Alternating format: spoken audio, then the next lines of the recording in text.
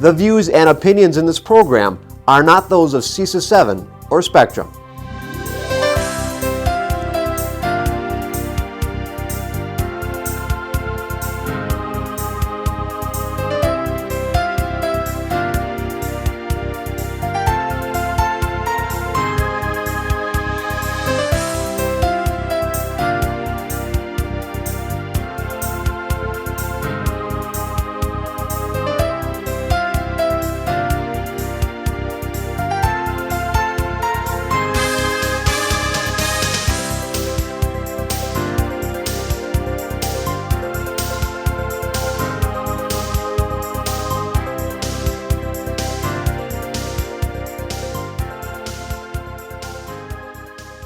Compensation or performance evaluation data of any public employee over which the governmental body has jurisdiction or exercises responsibility in pursuant to Wisconsin Statute 19.85, paren 1, paren F, considering the financial,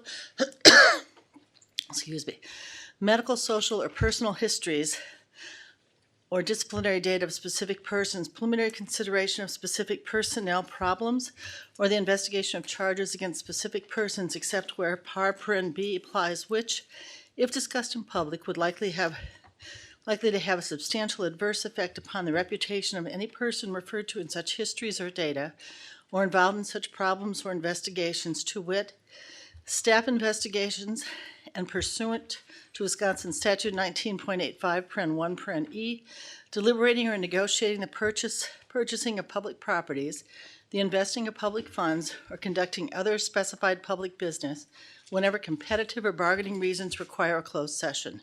More specifically, to wit, potential property acquisition. The board will reconvene in open session at 6 p.m. pursuant to Section 19.85, paren 2, Wisconsin statute, to consider the balance of the agenda, which will include an open forum, system and monitoring reports, and the superintendent's update. Second. Sorry. Sandy? Maloney? Aye. Warren? Aye. Vandenheuvel? Aye. Sitnikow? Aye. Becker? Aye. McCoy? Aye. Shelton? All Aye. right, we'll convene across the hall. In the regular board meeting. I move that the board reconvene in open session pursuant to Section 19.85, paren 2, Wisconsin statutes, to consider the balance of the agenda. Is there a second? Second. All in favor? Aye. Aye. Aye. Opposed?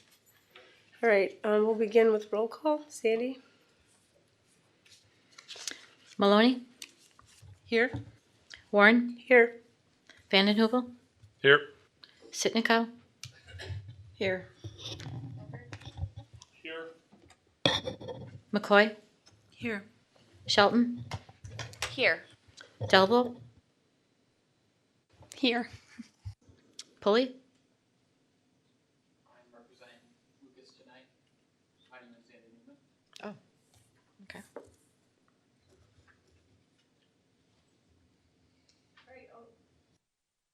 All 7 board members are present. We're also joined at the table by 2 intercity student council members, Becca Delville from John Dewey Academy and Andrew, Xander Newman from West.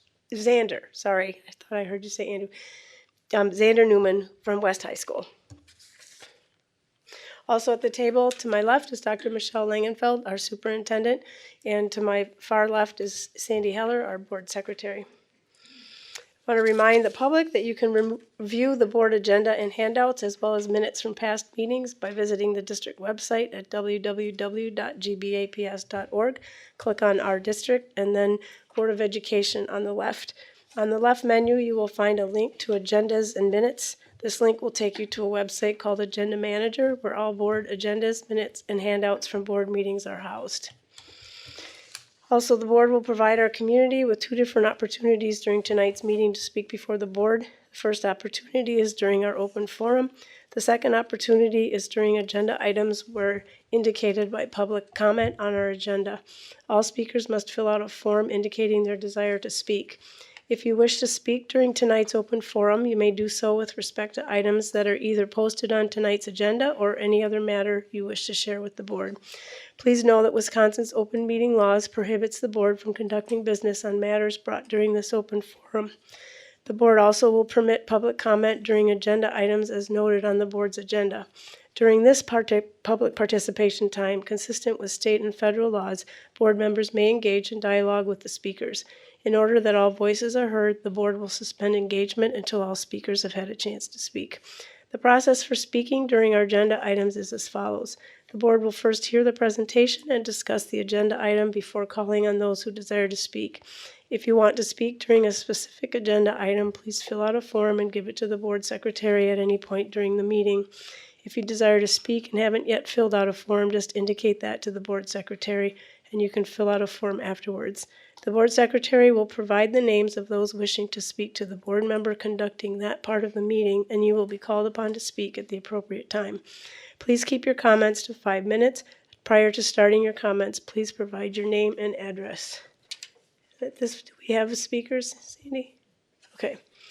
At this time, we have no speakers interested in speaking at our open forum unless there's somebody who's would like to speak. Seeing none, then we will continue on with our agenda and begin with the Pledge of Allegiance. Please rise. I pledge allegiance to the flag of the United States of America and to the republic for which it stands, one nation, under God, indivisible, with liberty and justice for all.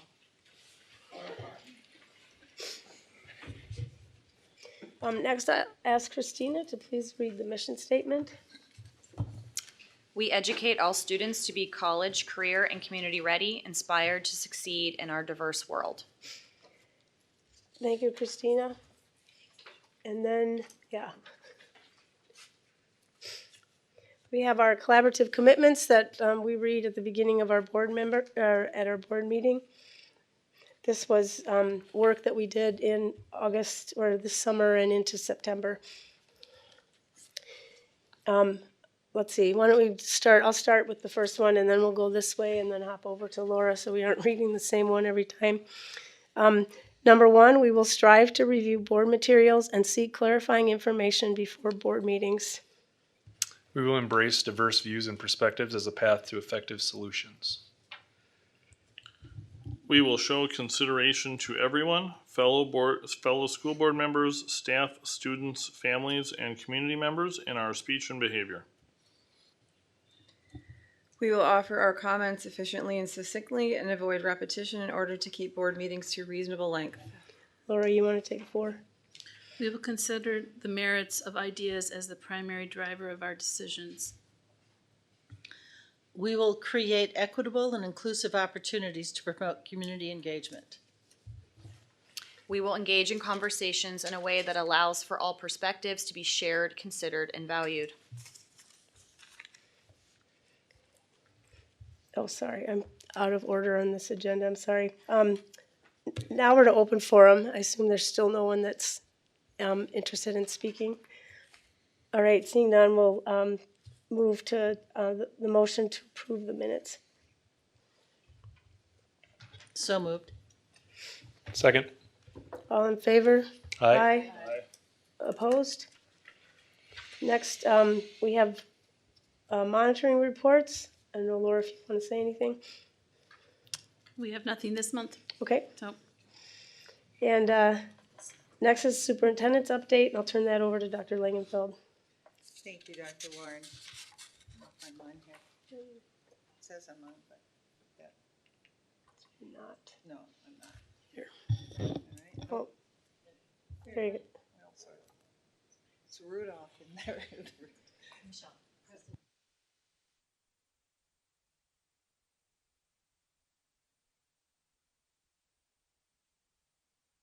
Thank you. Thank you. As we begin this evening, the first item I have is the calendar, and we are looking and wrapping up the month of December. So beginning on December 21st through January 1st, it is winter recess, and our classes will resume January 2nd. On January 6th, we have our teaching and learning work session beginning right here in the boardroom at 6 o'clock. Immediately following is the organizational support work session meeting. On January 20th, we honor Martin Luther King Jr. Day, so there is no school for students. January 20th is also our regular board meeting beginning at 6 o'clock here in the boardroom. January 22nd through 24th is the Wisconsin Association of School Board Convention in Milwaukee. There is a special board meeting scheduled for January 27th and one for the 28th, and I know we're going to talk dates in the near future here, so I'll just leave that at that. So that concludes the calendar upcoming, and of course everything is on the website as well. The second item, I would like to invite to the table the Executive Director for Achieve Brown County, Mr. Spencer Bonney. Spencer recently became the Executive Director for Achieve Brown County, but brings to the position incredible experience working on collective impact and youth development with the YMCA. So we're really excited to have you here, Spencer, to talk about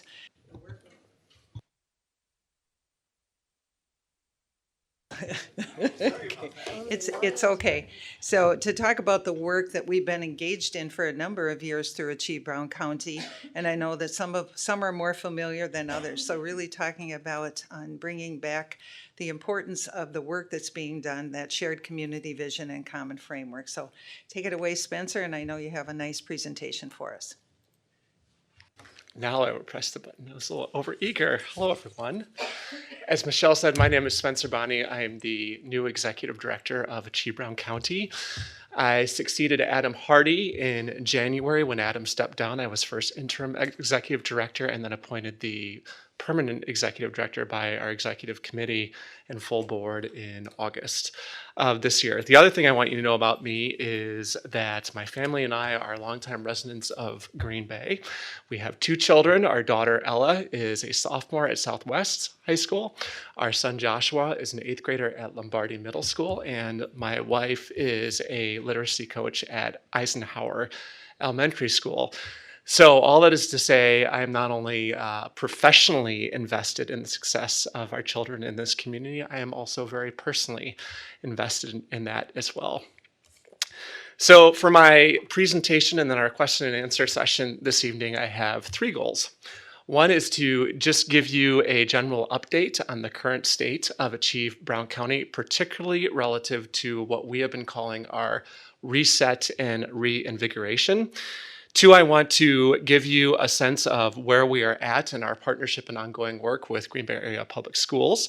And then 3, just give you a line of sight into our future, both immediate and long-term. Is there anything else anybody is hoping to get out of my time this evening? Excellent. So, make sure I have the clicker here.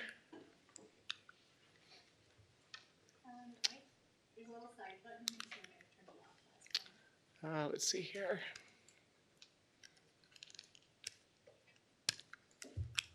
There we go.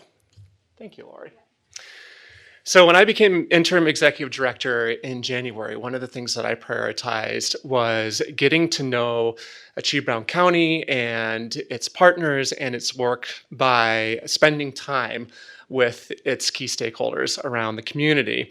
And as I spent time with all of those key stakeholders and others, I heard 3 consistent questions. The first of which was, what is Achieve Brown County? The second is, what is Achieve Brown County's role? And the third is, what impact does Achieve Brown County really have? Those questions gave light to some concerns. One, that generally not many people across our community fully appreciate and understand what Achieve Brown County is. Furthermore, they don't fully appreciate and understand our role in the work that we do. And lastly, they don't appreciate and understand the impact that we are seeking to have, much less that we've had in our short 5 years of being in existence. So the conclusion that our executive committee and I drew from that was that it's time for a reset and reinvigoration. What that simply means is this: imagine resetting your cell phone. When you reset your cell phone, you do it for two reasons. One, to clear out all the stuff that's gotten in the way of it operating efficiently and effectively. And two, to reset it to its core operating system, what you got when you opened the box. That's essentially what we are doing at Achieve Brown County, what we have been doing in PAC for the past 4-5 months since we launched our reset and reinvigoration. And it's really about, first and foremost, realigning ourselves with our organizational core. But it's also about some of the things that you see on the slide as well, clarifying and articulating more clearly than we have our role and value, optimizing our operations and processes, repositioning the organization to better respond to opportunities and challenges in the community, and then allocate collective resources that produce the greatest return on investment. I think it's fair to say that as much as we have tried to do all of those things in the past 5 years, we haven't done them as well as we could have. So we are recommitting ourselves to doing our very best work in each of these areas. It is a marathon. It is not a sprint. We have a long way to go, but we, again, are recommitting ourselves to doing our very best work. The best way that I know how to describe what's really going on is by using this model. This is Simon Sinek's model, starting with why, and it's predicated on the belief that in order for any organization to be and do its very best, it must have clarity of purpose, discipline of actions, and consistency of results. So everything I'm going to talk about moving forward and all the slides that I'm going to review with you are framed around this model. Many of you were a part of the conversations that gave birth to Achieve Brown County 7, almost 8 years ago now. And the thing that everybody shared that was a part of those conversations was an imagination, and that imagination was simply a truly equitable Brown County in which all young people have exactly what they need to succeed in school, work, and life.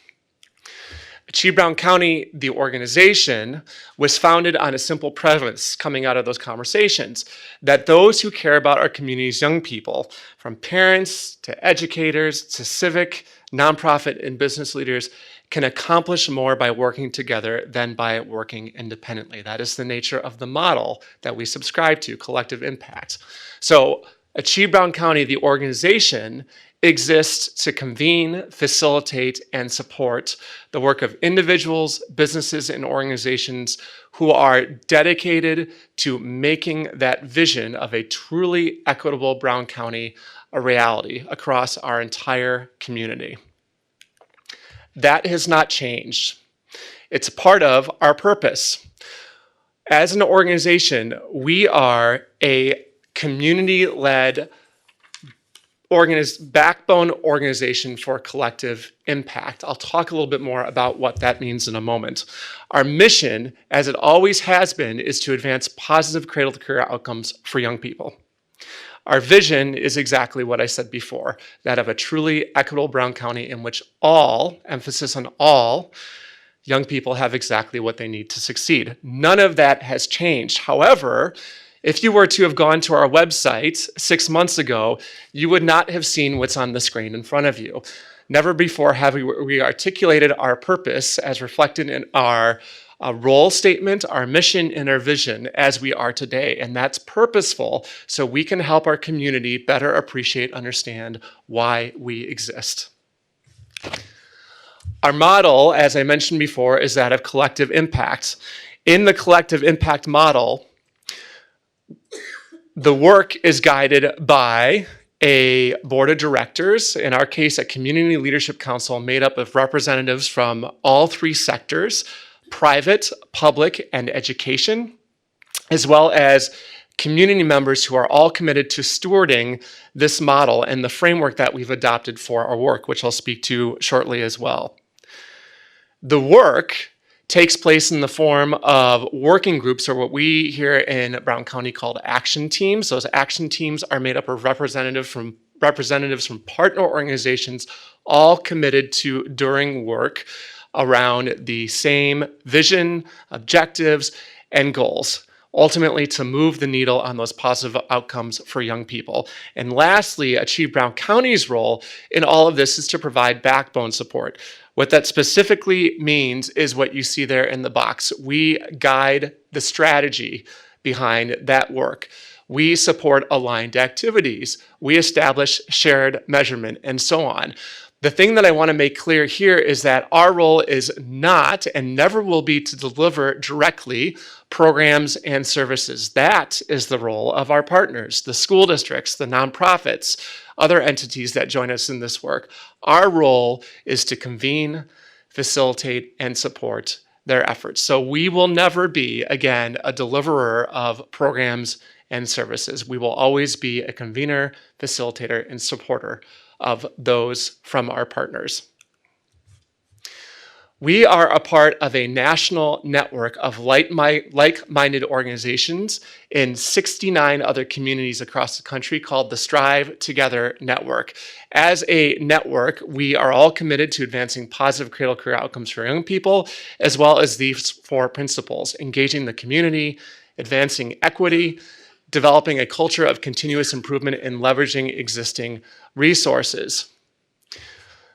This is how we should work as an organization. It is not exactly how we have worked to date, but it is how we should work and what we're recommitting ourselves to doing as we move forward. The first thing that we did, that many of you at this table, and I suspect some people behind me as well, were a part of, was establish a shared community vision and common framework for measurably improving outcomes in our community's young people from cradle to career. Our role now is to steward that vision and that framework for a better Brown County in which all young people have exactly what they need to succeed. From that point forward, we moved into collecting, researching, and analyzing community data. And there are 2 reasons why we do that, primarily. 1, to paint a picture of what's really going on with our community's young people, all young people across Brown County. And 2, to evaluate and ultimately demonstrate the results of our action. So that data that we collect, analyze, and research paints a picture and informs the decisions that we make around the actions that we take, and ultimately helps us to evaluate and demonstrate our success. I will be the first to say that in the 5 years that Achieve Brown County has existed, we have not done as good a job as we could at collecting, analyzing, and researching data. That is one of the most challenging things as an organization that faces us in our work: collecting, researching, and analyzing data. We have barely scratched the surface of the potential of the data that exists in our community about young people, but we are committing ourselves to doing better as we're moving forward, because as a data-driven organization, we need to invest in the processes that allow us to collect, analyze, and research data, paint that picture, and ultimately use it to inform our actions we take. Because if we are truly living up to our commitment, when we move to facilitating and supporting the alignment on a pursuit of sustainable collaborative action, we are doing so with the belief, based on the data and what it's telling us, that that action is going to make the biggest difference in the lives of our community's young people. That is why we leverage data to ultimately inform the action that we take. So this is what we are currently doing, what we have been doing for the past 5 years, and it's bucketed into 5 areas. The first of which, at the top left of the slide there, is really about the data. When Achieve Brown County was founded, it went into co-partnership with United Way around something called the Community Information System. The Community Information System is a longitudinal data system that was created by the United Way, into which we are seeking to put data from multiple sources across all 3 major sectors: healthcare system data, nonprofit data, public data that's available to any one of us about our community, and then lastly, education data for the purposes that I previously described: painting a picture, informing the decisions that we take about, or that we make about taking collective action, and ultimately evaluating and demonstrating outcomes and impacts. We are the only community in the country where such a system exists. The only community in the country where such a system like this exists. We are the only community in the country that has managed to convince the 3 major healthcare systems to put data into this system. No other place in the country is this happening. The value of that is in matching the healthcare system data with nonprofit data, with publicly available data, and with education data, because that's what paints a full picture of what's going on. That is the purpose of the system. We have 2 action teams on the ground that have been at work for the past 2 to 3 years. The first is doing work aimed at improving a system of developmental screening for all of our county's young people. Prior to the launch of this team, all 3 healthcare systems used 3 different screening tools for children between the ages of birth and 5 years. Under the work of this team, all 3 healthcare systems are now aligned around and using the same tool. It's called the ASQ3 to deliver screenings that ultimately help us to assess whether or not our youngest children are on track for kindergarten readiness. In this system, when a young child is flagged as not on track, then theoretically, he or she is referred along with the screening results to the county's Birth to 3 program. In a perfect world, that would happen all the time. But we don't live in a perfect world. In fact, we live in a world in which the technology that is currently being leveraged to pass that information along is fax-based. So one of the things that has emerged out of the work of this team is what we call the ASQ Community Online Screening System team, which is focused on creating a technological system for allowing all of the providers of that data to put that data online and make it accessible to anybody who needs it, essentially following the child wherever they go. That would be novel.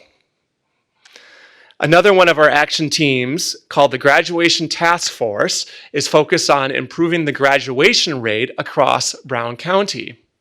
This is a team that is made up of partners across now 4 school districts, 3 nonprofit organizations that are all providing mentoring programs, and it's aimed at creating a system of mentoring supports for all of our community's young people. This year, we launched what we called the beta test. It is founded on the success of our alpha test, in which we engaged 53 students across 3 school districts, 13 of which came from the Green Bay area public schools, and saw significant progress in 2/3 of them as a result of their participation in the mentoring programs that are a part of this system. As Dr. Langenfeld would say, we saw the leading indicators of the success of this system that we're building that are simply telling us, keep going. This year, we are now, again, working with 4 school districts. In Green Bay alone, we have programs taking place in, directly, or through all 5 middle schools, along with Da Vinci and Aldo and Minoka Hill, and 3 high schools, East, West, and Preble. Just to give you a sense of the numbers, and I'm going to move on to the next slide here because this covers some of that. Like I mentioned before, in our alpha test, we served 13 students from the Green Bay Area School District. In our beta test, which is 3-4 months young now, we are serving 59 out of a potential or a goal of 108 students just from Green Bay alone. So we're making some big leaps forward. Our goal this year is to serve over 300 students across the county in this system of mentoring supports. That, as you know, barely scratches the surface. All of this work is predicated on the dues system. What the dues system tells us about children across the county who are at risk of not graduating from high school. At last count, there were over 6,000 young people flagged by dues as at risk of not graduating. Can you give us the acronym for DEWS? Dropout Early Warning System.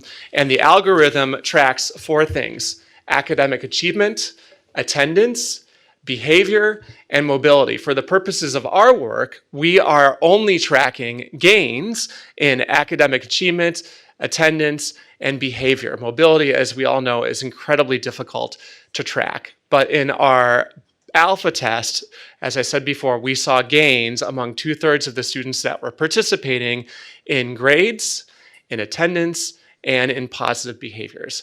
That is why we are continuing to move forward. The last team that I want to speak to that I didn't speak to previously is our FAFSA project team. That's a team that was recently launched, focused on increasing the FAFSA completion rate across Brown County. FAFSA, as everybody knows, provides a gateway to federal student aid programs in Brown County. Our FAFSA completion rate is roughly 59%. Currently, not every kid and their parents are going to complete a FAFSA, but 59% is way too low. There are many, many other young people in our county that would benefit from completing a FAFSA. So this work is focused on increasing that rate across the county in partnership with many nonprofits in the school districts. The other 2 things that I want to point out about our partnership and current work with Green Bay is that we still have representation at the strategic level in the work of our organization and our partners across the community through Dr. Langenfeld. Not only does Dr. Langenfeld serve in our Community Leadership Council, our full board of directors, but she also serves as a member of our executive committee, which is the body in our model that makes the most strategic governance decisions for our work. We are also partnering with Green Bay to collect, research, and analyze data in 2 ways. Number 1, through the work of the Graduation Task Force, we collect data about the 13 Green Bay students relative to their achievement, attendance, and behavior issues. We will continue to do so through the beta tests and hopefully 108 students by the end of the school year. We are also partnering with this district, along with the 7 other districts in our county and the Department of Public Instruction, to gain access to data through the Department of Public Instruction that will help us to do that matching that is so important to painting a picture of what's really going on with your young people. This work, the work that I just spoke to, the partnership with the DPI and all 8 Brown County school districts, has been a labor of love over the past year. We have worked very closely with the DPI, with all 8 Brown County students or school districts to determine the best way to do this, to determine the most lawful way to do this, to make sure that as we gain access to this data through the DPI, we are being the very best stewards of it and using it in ways that truly benefit all young people across our community. The Green Bay Area School District, through Dr. Langenfeld, through Melissa, through Gwen, have been fantastic partners in this effort, particularly around making sure that we are dotting all of our I's and crossing our T's so that this data gets used in the very best way possible. We are the only community in the country that has established such a partnership with a state Department of Instruction or Education and districts across an entire county to gain access to this data in the most efficient, effective, and safe way possible so that it will inform the work that we do to benefit all of our county's young people. Lastly, our framework, which has been in place for the past 5 years, is built around 6 outcomes: kindergarten readiness, high school graduation, post-secondary enrollment, post-secondary completion, workforce development, and civic engagement. This has not changed. What's notable, however, about this slide is for the first time in the 5 years of measuring gains in the first 5 of these 6 outcomes, we saw increases across the board. All that speaks to the great work that all of the entities that have bought into this collective impact model and have laid the groundwork for our future success have created the conditions for successful collective impact. We are starting to see the results of that as evidenced by the gains that we see in this model. We are also seeking systems change that is at the very root of everything that we're doing. This slide illustrates the model that we subscribe to as a member of the Strive Together network. Those 69 other organizations that are doing similar work all follow the same model. We are ultimately seeking proof point, which is demonstrated success over time. As we move into 2020, I want to briefly share with you that we are focused on 5 strategic imperatives. They are simply board engagement, community engagement. To this point, our work as an organization and with our partners has been focused as what we say at the grass tops level. We are seeking to engage the community at the grassroots level. There are lots of opportunities for that. We are looking to develop the funds that we need as an organization to continue operating in support of the work of this district, the other districts, and our other partners across the community. We are looking to improve our process. And the message that I want to deliver there is that we are looking to get really focused on work that matters most and will make the biggest difference. And then lastly, we will, by the end of the year, have our first ever strategic plan as an organization. This is the last slide that I want to share with you. If you were to look at our first 5 years, you would see that what we've done quite successfully to this point is created the conditions for community-led collective impact. In our next 5 years, as you heard me say, we are going to be very much focused on realizing the full potential of community data. And then as we move into 2025 and beyond, we will be focused on truly achieving and sustaining positive outcomes in our community. This is a marathon, it's not a sprint, but we believe that we're on the right path, and with your continued support and that of the entire school district and its staff, we absolutely believe we will get there. So I've gone over budget on my presentation, I know. That was a lot of information, but I would be happy to answer any questions that you have about our work.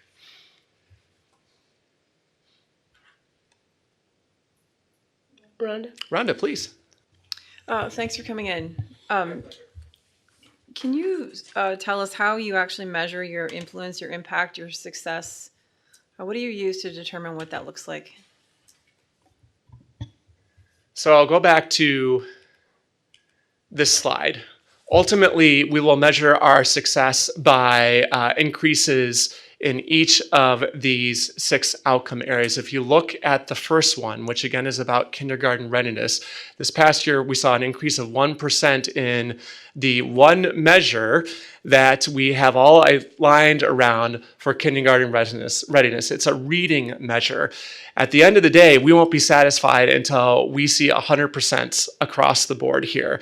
Realistically, is that possible? Probably not. But if we can continue to see gains in each of these 6 areas, particularly in the areas where we're most heavily invested right now, the first 3, that is how we will measure and demonstrate our success. Relative to our action teams and their work, we measure our success around the actual work that is taking place. The easiest one to talk about is the one that the district is most familiar with. That again is our graduation task force.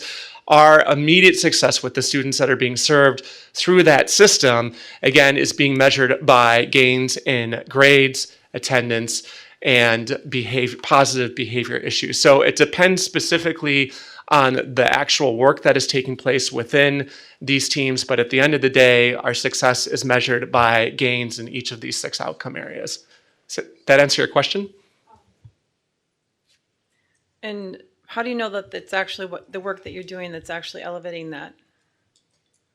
So I think it's fair to say to this point, since the work that we're doing in those areas is relatively young, it's only 1, if not 2 years old at most, we can't claim that anything that achieved Brown County through the work of its action teams has led to the increases that we're seeing.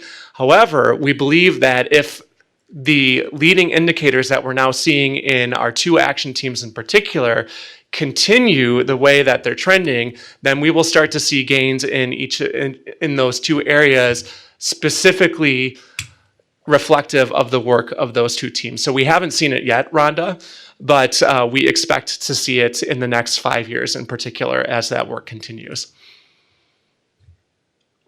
Very good question. Thank you. Christina?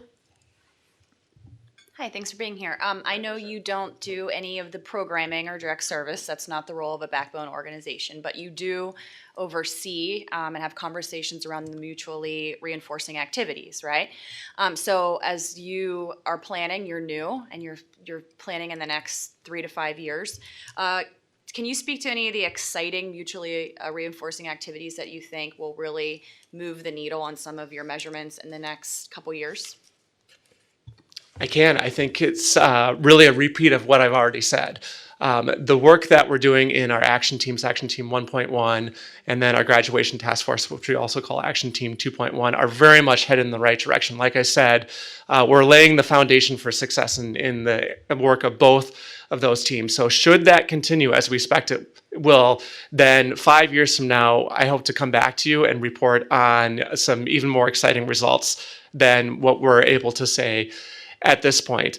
The other thing that I'm really excited about is how we are going to invest and go even deeper on leveraging data.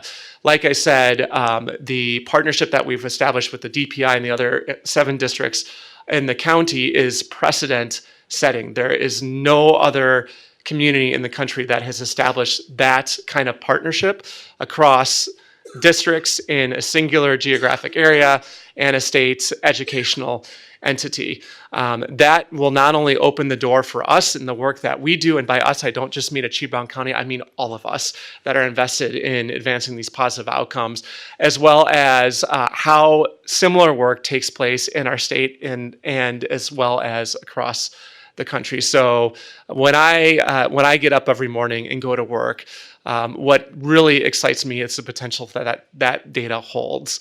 If we can truly leverage it in the way that we talk about leveraging it and paint a complete picture of what's really going on, that will inform our decision making, that will drive our work, and that will drive the very best outcomes and impacts for our kids. You're welcome. Please. How did you determine Da Vinci, Aldo, and Manoka would be the schools? So that's a great question. We have had, it started with conversations with Vicki Beyer and staff at those schools, and it's again all predicated on students being identified through the DUES system. So in the case of the Be Great Graduate program, we have, as Eric could speak to, embedded graduation specialists in a number of schools across this community and other districts.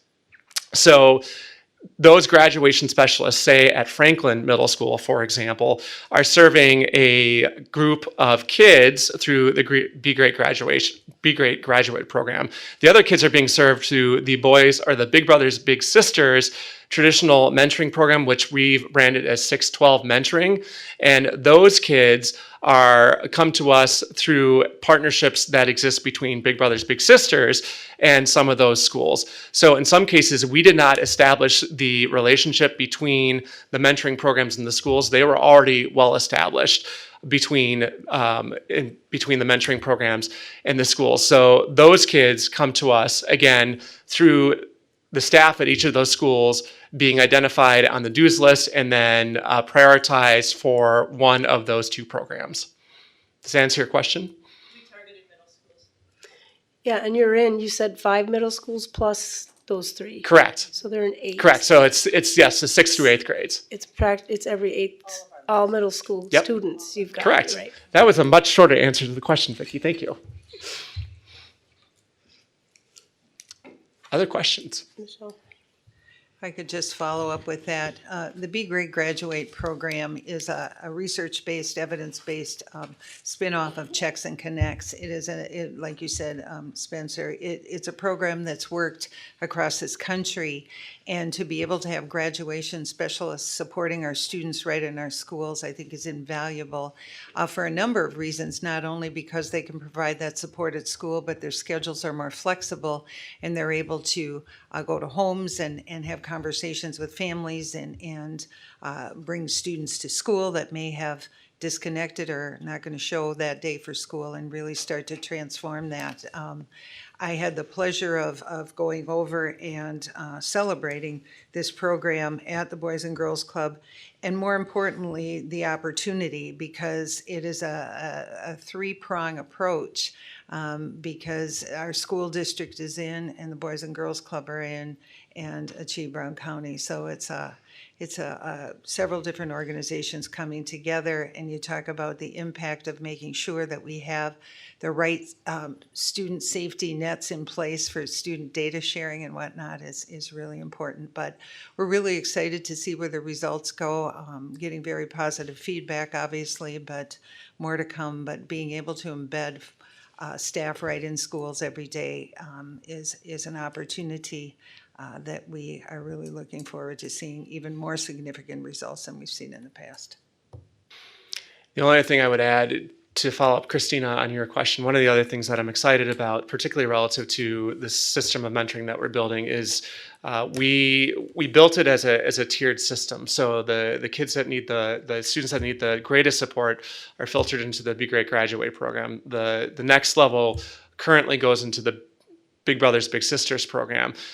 Both are what we would consider traditional mentoring programs in which there is one-to-one mentoring support.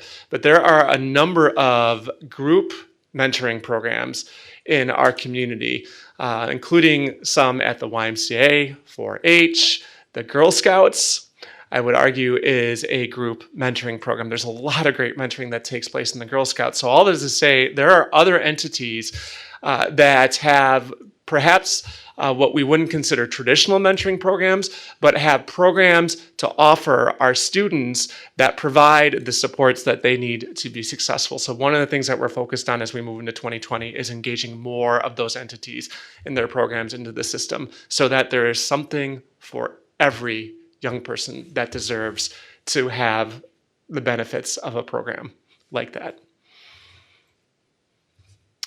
Other questions? Great. Thank you very much, Spencer. Thank you for giving me the time. I really appreciate it. I have folders with additional information. It's some of the same information that was sent previously, but I will leave these with Sandy if you'd like to dive into our work even more. Great. Thank you. Thank you. At this time, thank you, Spencer, very much for that update. As we move forward, a nice segue here, we're going to talk a little bit more about student data and student achievement right here in the Green Bay Area Public Schools. So I'm going to invite Stephen Miller to join me at the table, and we're going to look back at the roots that we've laid down and framework that the Board of Education set forward in their work as far as setting the strategic direction and strategic priorities, and then we'll talk a little bit more about, and Stephen will present the data. So I'm going to pop over there.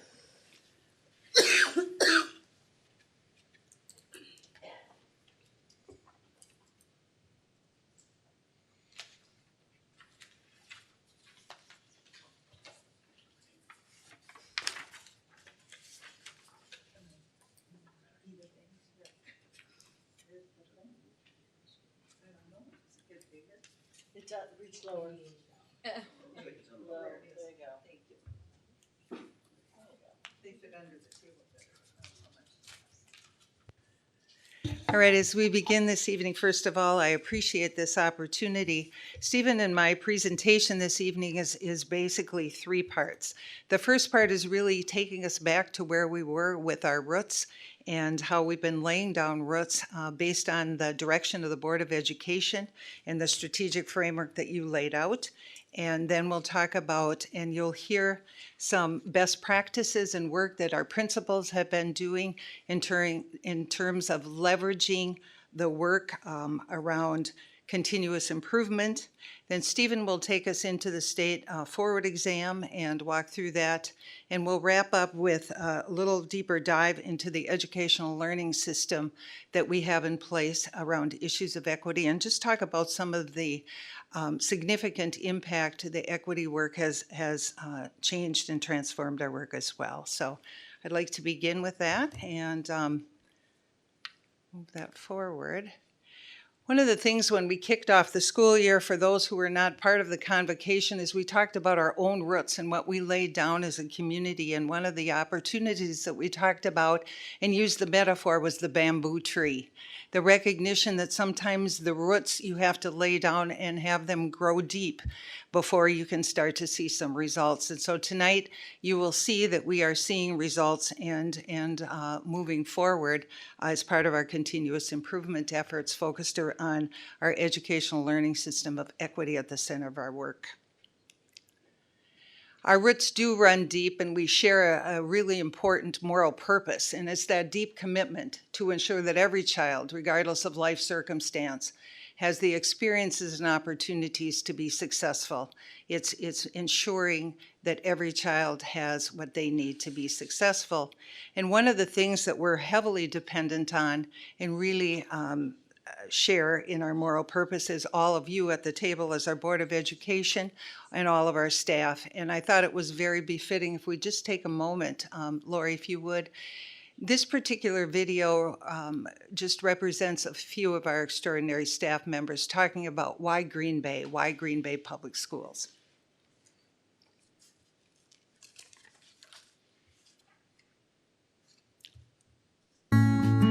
I was a child, a graduate of Green Bay Head Start, and this program is so much bigger than the classroom, and there's so much more to it, and I knew that I needed to do that and to be able to give back in that way to a program that had given so much to myself and my family. Moving from Alabama, moving to Green Bay and joining the district has been a blessing to me. I've enjoyed being here so far. I've enjoyed the support I've had from the district, from my principal. I've enjoyed being in the community. I've had chances to go to the farmers market on Saturdays. That's something that I never experienced. I love the diversity that you just don't get maybe in some of the surrounding school districts. So in this district, I mean, when we talk about all students, we really do mean all students, socioeconomic backgrounds, demographics. We really serve a diverse range of students. We're afforded 180 opportunities, you know, to impact a young person's life, and I don't think you get that in a lot of lines of work. I had my sights set on either DC or Chicago, but what I have realized now is a lot of the work that I was really eager to do, a lot of the grassroots organizing and social justice work that I was eager to do in a metropolitan city is, I think, even more needed here in my own community in Green Bay. We need movers and shakers and change agents here in my own community, and so I'm happy and honored to be offered the opportunity to do that. I stayed in the classroom for the number of years that I did because of the kids. There was nothing like having my kids and working with them and seeing that light go on when they learn something. And just having that community within my classroom, there's nothing like that. I've always wanted to be a teacher, so it's so amazing and rewarding for me that with the help of the Green Bay School District, I was able to make that happen. The most rewarding things about my job are getting to come to work every day and knowing that I'm making a difference in the life of kids and students. Like, Green Bay is one of the bigger cities in Wisconsin. I knew I didn't want to be in a really small city, so I tried it, and I came here and I interviewed actually here at Washington, and I got the job, and I was like, I'm moving to Green Bay. Now, if you look up in the corner, you can see that there's This community always kind of had a kind of a magnetic effect to me, always kept pulling me back. So I did kind of dip my toe in the water a little bit, but I did come back to Green Bay. I do love this area and this community. It's always been my path. I just never knew that my path would take me to the Green Bay Area Public School District, but I am so glad that it did.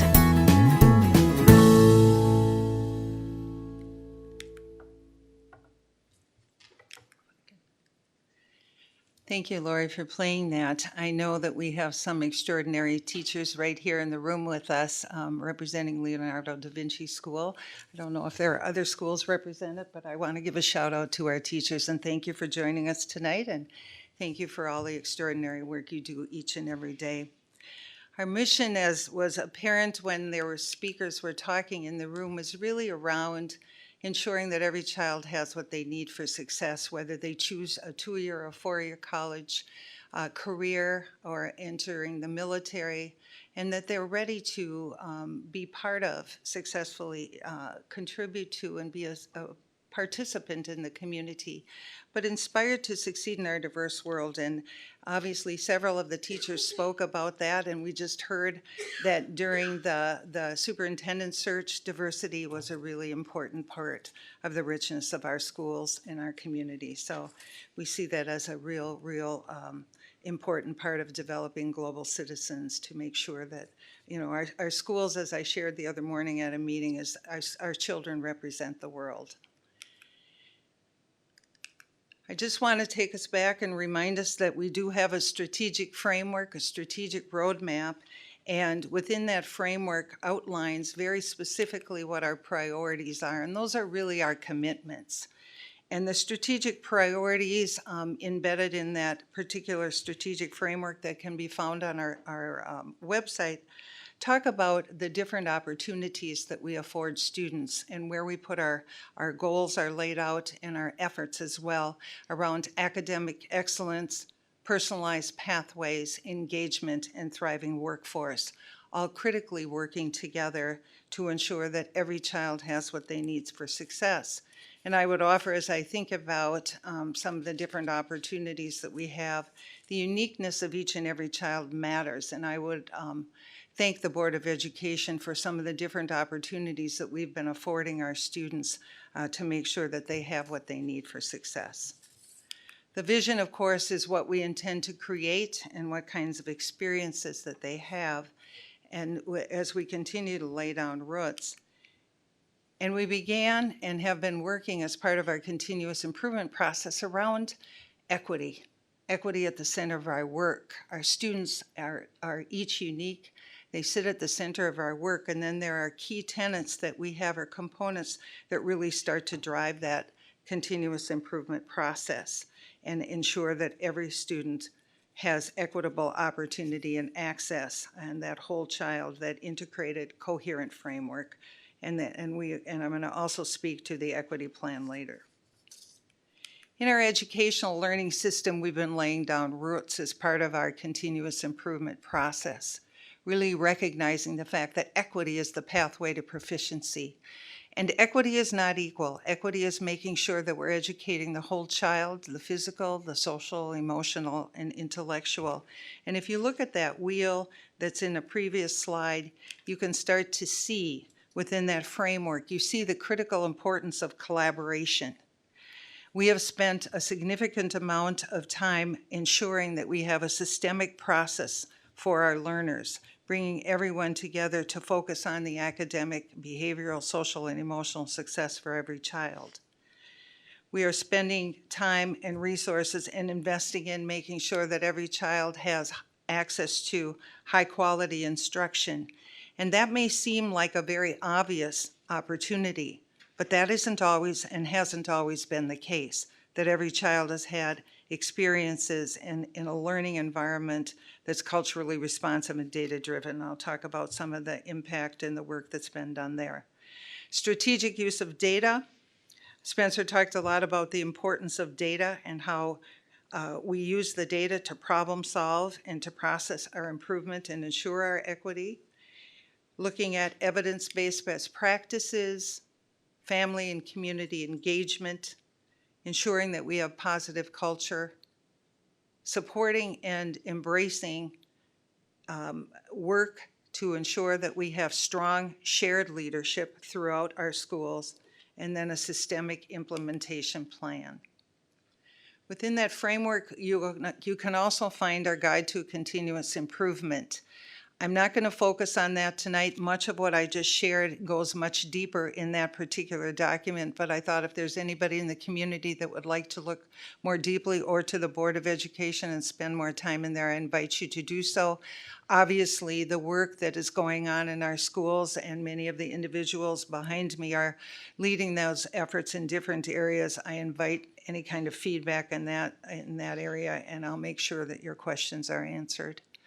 But I want to talk very specifically about instructional leadership and the 4 instructional key areas that have been really a lot of the work that we've been engaging in. These particular roots, I want to talk more specifically about high-performing collaborative teams, professional learning opportunities and growth, student achievement focus through the use of data, and performance evaluation and feedback. These key areas are our focus and our drivers in our school success plans and our continuous improvement process. The first thing is focused on high collaborative teams, high-performing collaborative continuous improvement teams. And Lori, if you could just click that on, I just want to talk about the first piece in that particular document. If you look carefully, you can see that the teams that are at the district office level and the impact on schools, as well as the school level teams. And then in addition to that, the opportunities going back and forth. What we ask principals to do and provide for us, and I'm going to share some information in these slides that talks about what they believe has been. Yes, please. What I did is I went back and Vicki and John had conducted an opportunity for our principals to provide for us feedback on these key instructional areas and to talk about what's working well for them and why. And so I wanted what I have written in here is the information that our top performing schools that are closing gaps, schools that are demonstrating significant growth, regardless of where they began, talk about these 4 key areas and how it has changed and transformed their work. So let's talk about collaborative teams. Several key teams they talked about within the framework are high-performing collaborative teams, and they said that they play a critical role in the implementation and monitoring of school success plans to achieve the mission and vision. Principals also told us that these teams are essential to the development and support of effective district and school systems. And I think that what it speaks to, if you look back at the diagram that I just shared, and I invite you to do so, you have district level teams, you have school level teams, and the interdependence is really important to recognize how critical it goes back and forth and the supports that we give each other. And I would invite that the board as a team also plays a critical role in making sure that we have what the schools have what they need as well. Each as part of that through line of accountability is an interdependent collaborative team working together. The next area I wanted to just highlight is high-performing teams and the use of data. And what our leaders talked about is that the collaborative teams focus on the whole child. And they went more deeply into, when they look at the data, they talked about the fact they look at not only academic but behavior data. And more specifically, they look for inequities and implicit bias in the data and find areas where the gaps are and where they can, in fact, impact those gaps so that every child has what they need for success. They talked about the system, the multi-level systems of support. And I think sometimes we think about the systems only in a deficit thought process. So, yep, they look for areas of growth and support and places where people need support, both students and staff. And I think that's the other piece, it's students and staff. And they also look for success and strengths that they have in their data as well. So looking through MLSS, whether it behavior or academic, so success and strength, and also growth and support for both students and staff. And then talk about what kind of intervention plans are needed for students, but also what kind of intervention plans would better support staff and the work that they're trying to achieve for their students as well. The next area of key instruction is around professional learning and growth focused on maximizing student achievements. And the leaders who are shared with us that the walkthrough data actually drives what professional development they pursue. That the collaborative teams identify the professional learning needs and growth. And here are some of the areas they want more professional development, and I don't think any of them were a surprise to us. Social emotional learning, and I know that Katie DeVillers and her team and student services are really working on moving that agenda forward. Strengthening instructional practices, particularly around student engagement. Additional strategies, looking for additional strategies to mitigate trauma, and looking for additional culturally responsive practices. We're saying we're doing okay, we need more, so as part of our continuous improvement. In addition to that, the last key instructional area, or ROOT, focuses in on the performance evaluation and feedback, focused on maximizing student achievement. And again, you'll see that walkthrough data is used to identify strengths and areas in need of growth, which we talked about. But one of the things that has been very valuable, according to what leaders have shared, is the data analysis, where findings are not only shared with the individual staff member, but through collaborative teams, when you can see that the lift has to be a little stronger with more people having problem solving, and then bringing staff and district teams for feedback as well and discussion. And I would like to thank John and Vicki for recognizing that and really making that a reality around that interdependence and making sure those teams have that opportunity to discuss and work together to problem solve. Intentional and explicit feedback is provided to staff through observation notes and peer conversation, and also staff provide very intentional and explicit feedback. So those were the key areas that our leaders shared with us in those 4 areas that they feel have really started to move that dial for our students and seeing an uptick in their student achievement. So I'm going to ask Stephen now to move us forward in the state accountability forward results. Can everyone hear me okay? Wonderful, thank you. My first trip up with the new equipment, so I want to make sure. Fantastic, thank you. Gifted. All right, so I have the opportunity to share our school report card results with you. Just a reminder that the state report cards rely primarily on the forward exam data, but they also include data from graduation, attendance, and for the first time ACT has always been included, but for the first time in the 2019 report cards, they included ACT Aspire data for 9th and 10th grade students in the school report card calculations. As you can see, if you look at trends for the last 3 years in our school report cards, we've been on a steady increase in overall score from 62.2 in 2017 to 63 in 2018 to 66.9 in 2019. If you want to get a little bit behind the data, we saw really good increases in 3rd, 4th, and 5th grade math on the forward exam this past year. That helped drive the increase. The inclusion of the ACT Aspire actually helped us out overall on the school report cards as well. Okay. I would offer that that particular data point was something that Stephen Miller moved the state on, or that wouldn't have been included. And it's really important for us and for our students to recognize that not all students come in at the same level. It's around an issue of equity. And so being able to include that data point and growth point really changed the trajectory for overall as a district. So I want to thank you for that, because it is an issue of equity, and I think you moved the whole state on it.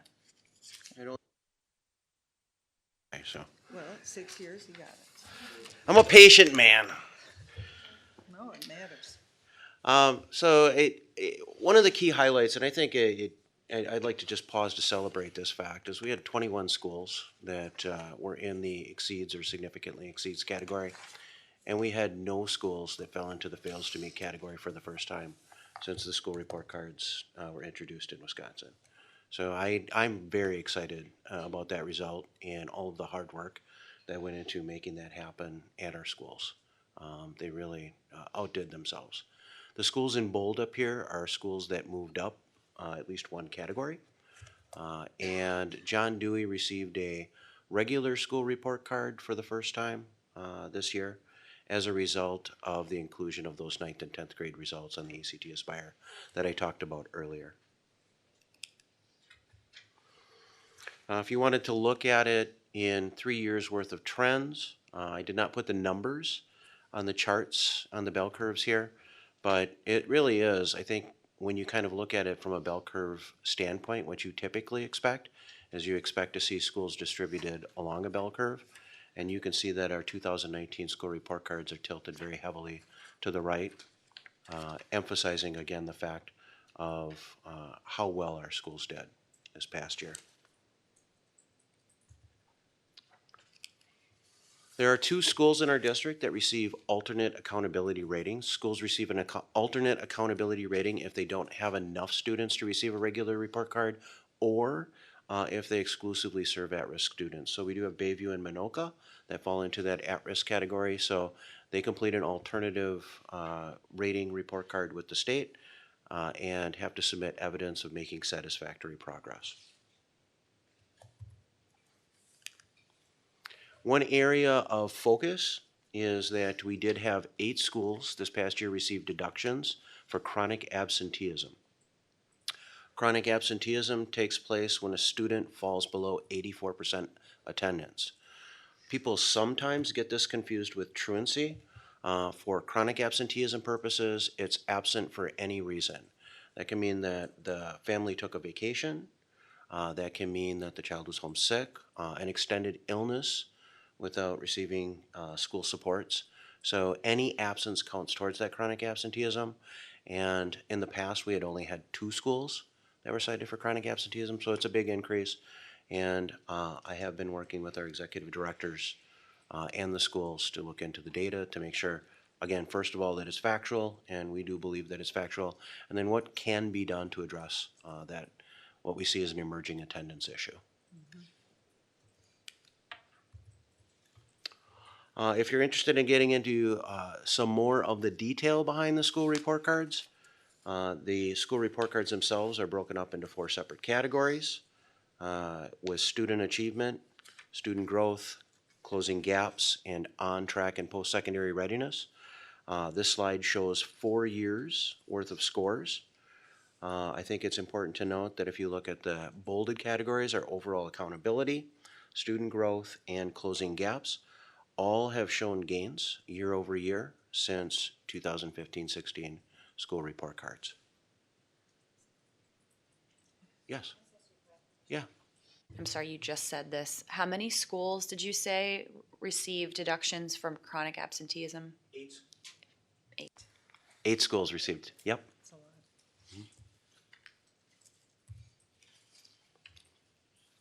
And that is the conclusion of the state report card data portion. Questions at the end? Either way. Go ahead. Just a follow-up to the deduction. You said you were going to analyze it. Is there any initial trend? Are they elementaries, middles, high schools, or is it sort of all over the place? That's an excellent question. They're all 4 of our comprehensive high schools. So East, West, Southwest, and Preble all received chronic absenteeism deductions.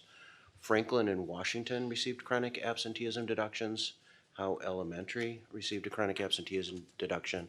And John Dewey Academy of Learning received a chronic absenteeism deduction. So there's a little bit of diversity in the types of schools that receive those deductions. And I did work with all of those principals to analyze the data. And, you know, a variety of different things. There's some extended illnesses. John Dewey's population is so small that a couple kids can really make a difference in your overall percent of kids that fall into that chronic absenteeism category. And just, again, a variety of reasons. Other questions? Yeah. I'm curious because, like, I don't know how it works. Why does the absenteeism or the chronic absenteeism include sickness and vacations and whatnot? That's an excellent question. When the state was initially developing these school report cards 6 or 7 years ago, they made a determination at that point in time that they were going to count all forms of absence towards this chronic absenteeism. Because the thinking is that whether a kid is not at school because the family goes on vacation or the child is not at school because they're homesick, they're still missing out on instruction. And they wanted to set a threshold, and the threshold they went for was that 84%. Andrew? So you have to answer it a certain way, and I have, as an independent elected official, I have a little bit more freedom to answer it a little bit more colorfully. You know, it would be one thing if the state said that for these schools, we would have, some extra supports. We'd have someone from the state reach out and there's something going on here, but it's just punishment points off of your school score. So just another, am I glad our scores are going up? Yep, absolutely. Am I glad our schools are doing great? Yep, but let's not, in my individual opinion, let's not kid ourselves that a lot of this is just made up to try to put, try to be able to, now you have schools that are going up, but the system still stuck you for a couple points because perhaps you're a small school that had 2 kids who had an extended illness, and it's disappointing. Christina? I know we talked about this last year. Vicki, is it written into the state ESSA plan for chronic absenteeism? Do we have state level goals for ESSA? I don't know. Okay, I thought maybe you would know. Sorry, I don't mean to call you out. I thought you would. She usually has the answers. Yeah. It is written in the state ESSA. I did not feel it was an appropriate category to be measured in the ESSA, and I was probably one of the few at the state level with the other big 5 that said we didn't think that that was an appropriate measure of school success. But yeah, I think that the thought behind it was that you have to be present to be successful, and that's why I think that it's a measure that you'll be determined if you're successful in your schools. Michelle, did they, and I thought that the reason they did that was that districts could then petition through ESSA funding to work on chronic absenteeism, right? You're not sure? Okay. So is there money at the state level then through ESSA to work on this? I mean, if we have 8 schools with deductions, that's significant. And I know you've been working on it with your team, so kudos to you. But definitely as we dig into the data more, it'll be great to get a report back to us about where we are and what we're going to do about it. Yeah, thank you. Katie? And then I think 2 over here. Stephen, remind me, Stephen, is this a measure that was just included in this time around, or this has been, we've seen this before in this report? Do we know what but this is the first time that we've had 8 schools? Yeah, in the past, we've never had this many schools identified. East and West had typically received attendance deductions in the past, and this year it went up to 8 with the addition of those other schools that I had listed. Has it always been chronic absenteeism versus truancy? Or On did the it school, shift on the at state one point? report card, it's always been chronic Chronic absenteeism. Okay. Yep. And interestingly enough, you brought up ESSA, and I don't want to muddy the waters too much here, but federal accountability, which ESSA falls under, actually has a slightly different definition and threshold for chronic absenteeism. So it gets a little bit more confusing there. Rhonda? And I apologize if you mentioned this, but is there a breakdown of vacations, illness, comparatively to just not coming to school unexcused? What does that look like?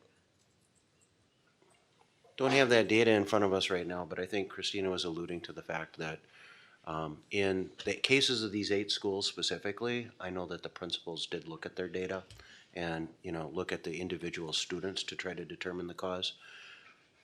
One of the things that we will do to get out in front of it this year, or I should say that is already happening, is principals are working with staff members, social workers, counselors who would typically get involved when students are starting to hit that threshold of absenteeism. I have seen a heightened awareness of that 84% number at the schools, and looking to try to intervene in cases. I think we could certainly produce some kind of report that had the breakdown by types of absences. Go ahead. I would like to see that. I think it's important to be able to classify or just see on paper where the support needs to go.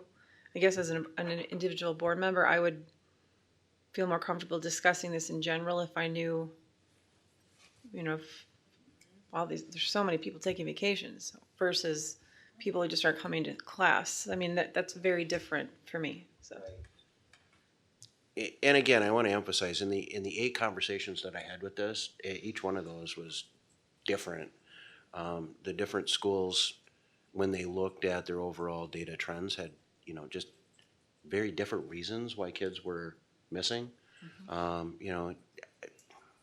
But we can certainly put something forward. Wouldn't be that hard to assemble. And do you believe that most parents understand, or most families understand, that their vacations do impact our state report card? Is that conversation happening? Are you aware of that?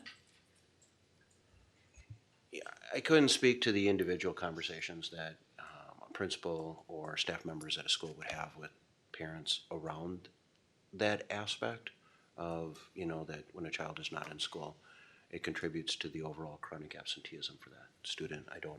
I can't say. I mean, perhaps a couple of our students, I don't know. Maybe not. No? Okay. Andrew was next. Yeah, I'm not so sure. In my opinion, that's a place where I want to go. All I want to make sure is if there's if there's someone who has an extended illness that we could be helping with online or something, I'm interested in that. I'm not interested in our families who have international relatives where taking one long vacation, it makes more sense than, because you just can't do that too many times a year. I'm not interested, and there's shame behind this statistic, and I am only interested in it only as far as it goes to is there something we can do to help, and after that I don't want people changing important family plans because of a statistic that someone made up. But at the state level, I mean, not here. Yeah. Katie? Just one more comment on this. I do know some schools are addressing it, and they've assessed the fact that the cold weather. If kids are walking to school and they live less than 2 miles from the school, you're still walking to school in ice cold weather. And the Howe Resource Center has graciously added a bus route for kids who live closer to the school but still far, I think, a mile away, and trying to, because if no one if they don't have a car and no one in the family can get there, that could be 4 or 5 kids missing school that day. So I think schools are trying to find solutions. Go ahead, then Christina. Which I think is why it's important that we actually know what the breakdown is, so that we're aware that it's 12 vacations and the rest is this, versus a lot of the conversations being taken up by something we're not even sure is actually the case. So I think it's important that we know what that breakdown looks like. Christina? And also let us not forget that we are looking at late school start times, which the research tells us can have an impact on chronic absenteeism. You listed the middle schools and high schools as being in that list. So it'll be interesting as that report comes forward, how we can sort of consider that. And I also want to say too, because I don't want to I know this issue is important because we need to take action on it, but just overall, congratulations to everybody in this room who's been working on this, because I saw John was like giving the slow clap over there. Like, are we gonna clap? Seriously, I mean, we know the limitations of the school report card. We understand it doesn't give the full scope of the great work that we do, but we still have to, we place value on it. And I just want to make sure that we all recognize and take time to recognize that we've been working hard, and say congratulations to everybody in this room. So thank you. Can we clap? Can we do a loud demonstration? I just feel like we should clap. Oh, all right, we clap. Yeah. Thank you, Stephen. I think as we move forward, one of the Oh, one more. Go ahead. I have one more question about John Dewey, just because I go there. Why has John Dewey never received a regular report card before? Yep, that's an excellent question. It basically came down to the fact that there weren't enough students who took the state assessment in the past. Now with the inclusion of the Aspire in 9th and 10th grade, that kind of bumped up the number of kids, and that's why they were able to administer a regular school report card this year. Go ahead, Becca. So what did they receive before the regular report? So again, great question. They received an alternate accountability rating report card. The principal, Jen Agamate, would have to fill out some paperwork, submit that to DPI, demonstrating that they had made satisfactory progress towards school goals. Mm-hmm. Well, also, John Dewey has increased its enrollment. So just their total number of students is bigger too, so that was two factors, So I think. Whatever the cause, they actually had Right, enough enough. State assessment data to produce a regular school report card this year.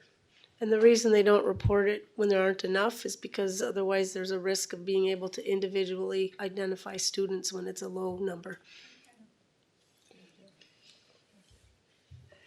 Thank you, Stephen. As we move forward in this presentation, I want to share some of the work behind the scenes and some of the things that you know as a Board of Education you have supported that have resulted in student growth. I know that the scores and achievement continue to be a place and space we need to keep looking at, but when you look at student growth and closing gaps, those are really the areas that we dig more deeply into, and obviously that's something that the Board of Education has identified as something that the superintendent has to keep their eye on, and we have been working tirelessly to address that as well. When I think about equity, we talked about those key drivers around collaboration, high quality instruction, and strategic use of data.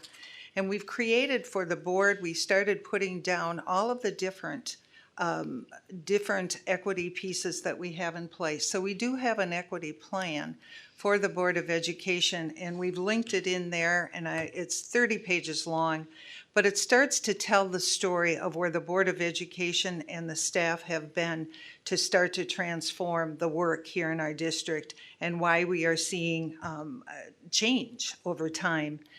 I just want to give you a few examples. These are just examples of some of the work that have resulted in change and really focused in on ensuring equity. Stephen shared that he brought forward the importance of making sure that the Aspire was included, and that was an inequity that we saw that we needed addressed. In technology, we wanted to make sure that every child, regardless of life circumstance, could have the opportunity to have the tool of a computer at home and also to have access to Wi-Fi at home, even if the family could not support that in their environment. So the district, first of all, had to create the infrastructure around making sure that the technology could be had. We began with 1 gigabyte and now are at 10, and we're able to provide a one-to-one program for our secondary schools, and Khajiits have always been available, a hotspot, so that children who couldn't afford that opportunity or families would have that experience, and also it is a filtered tool. One of the pieces that we know, and to share this story about a strong universal instruction and support is really critical. And when I think about the strong universal, it has to do with instruction, assessment, and systems and practices, making sure that every child has access and effective opportunities. One of the things that had been going on and can go on without a strong system of universal is the fact that I have to be really honest. When I came to the district, we had some students who did not have access to the universal curriculum in English language arts, but instead were put into an intervention as part of their universal. And so they were in a program, Read 180, but that's not the universal. And so to ensure that, we created systems around that. And it's not that anyone wasn't doing something wrong, it just became the way things were. And so to bring that back and make sure that every child has a strong universal is really important. And I know that a couple of years ago, the Board of Education also supported a strong universal for our students who are being serviced in special education with the unique curriculum. And that has made a difference in students and their success as well. And then the support pieces around a multi-level system of support so that every child has that guarantee of support both academically and behaviorally. In addition to that, for transportation, I'm glad we started talking about it. Our vision is to obviously have a much broader, more robust transportation system. But in the process, we did not have district vans a couple of years ago, and we now have vans that support children throughout their day. We also have, and many worked very hard on this, Jeremy Wildenberg to name one, but Celestine Jeffries and other staff as well to make sure that that Metro bus is free for our kids, and it still is to this very day. We recently completed facility improvements to provide a more equitable access and environment for our kids, and also putting students and furniture in schools. In addition to that, brought into place an equity department to reach out to families to make sure that there was space and place for voice, particularly as we embraced families whose first language was not English, or families who needed a place and space to talk about the needs of their children and didn't feel comfortable doing so in schools. We have a lot more work to do in all of these areas, but this is where we continue down that pathway. We have pathways and schools and programming, and we have a young woman who joined us tonight who is in one of those opportunities that the Board of Education supported, John Dewey Academy of Learning, since 2011, and that continues to grow and be a very critically important pathway. And I think about a young woman who shared with us one time, who was a John Dewey graduate, who is finishing up her work at UWGB now, and has done a very successful endeavor, talked about finding her people when she got to John Dewey and how important that was to her. And I think about the pathway in the fine arts, and a young woman who shared with me that when she found her cello, she found her voice. So thinking about those pathways is really important, and I think sometimes there are quiet pathways and work that's going on in our schools and programs that not everybody is aware of, so we continue to support those in places and spaces, recognizing that every single pathway is transforming lives somewhere. Recently, it was shared, and it's not on here, but I think about it as a pathway. We have students who come to us from all different parts of the county to our county jails. And there was a day and time where they were not in the place that they are now. We have a library there now. We have staff that go in, and I believe we have 9 students graduating, 8 students graduating here. As a result of the hard work that program and the staff have put into that program to make sure that there is a sense of hope for the children being served, or the students being served in our jails. And it's not just Green Bay students in there, it's students from across Brown County, but we own them all and we support them all in there. And great excitement by the individuals who have been supporting that program and know how transformational it's been and what a sense of hope it provides. Those are just some of the examples of many of the stories, and I encourage you and anyone to go and look at the equity document and plan. And again, there are upward of 30 different pages in there that talk about different places and spaces where we work on all of those different key leverage points around collaboration, high quality instruction, strategic use of data, and so forth. The last piece I want to talk about is a body of work that I continue to engage in because I think it's so critically important. I know that someone brought it up at the table just now about the importance of, it's easy to say this isn't working in your school, and so we're going to, or district, and we're going to expect you to fix it, but not to provide resource.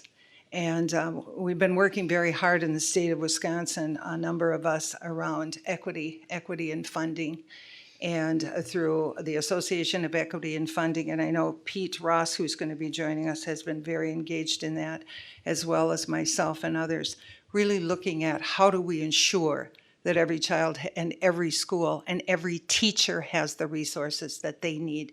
Because teachers can tell you firsthand, this is what I need to leverage this for success for my students. So when we think about class size, when we think about what we need here in a district this large, our needs may look a little bit different than other school districts.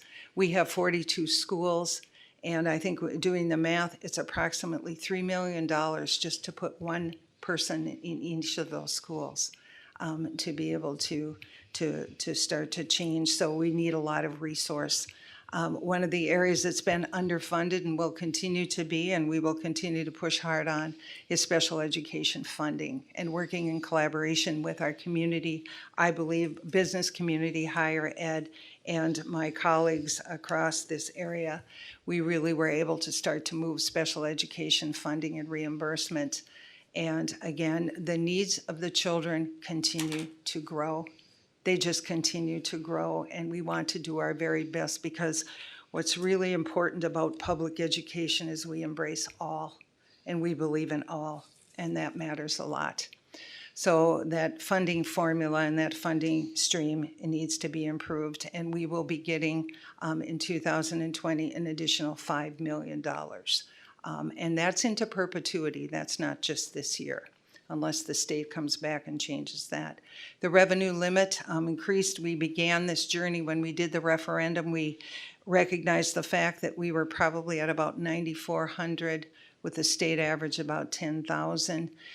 That was a couple of years ago. Right now, we will garner an additional $4.8 million with that revenue increase up to 10,000 next year.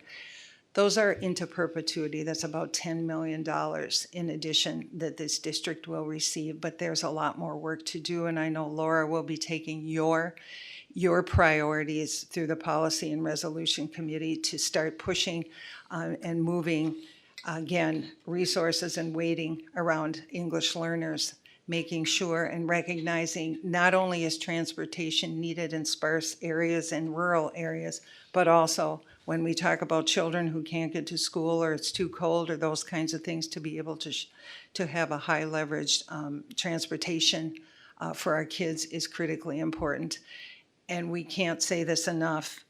The resources that we need to support the social and emotional learning of our children is a top priority.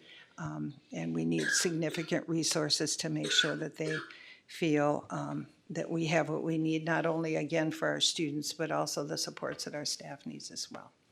So those are just some examples of equity and funding that we will continue to push on. And we're talking about it. I'll be presenting as part of this also at the state convention with our business partners and fellow superintendents. This is an important opportunity. I believe that even now, even though we moved a little bit of the dial, we have much, much more to do if we're going to be able to meet the needs of the children and families we serve across the state of Wisconsin. And that's it. So, next time and next month, Vicki and John will be bringing forward the multi-level systems of support focused in on behavior and academics and going in a deeper dive, if I'm not mistaken. Is it?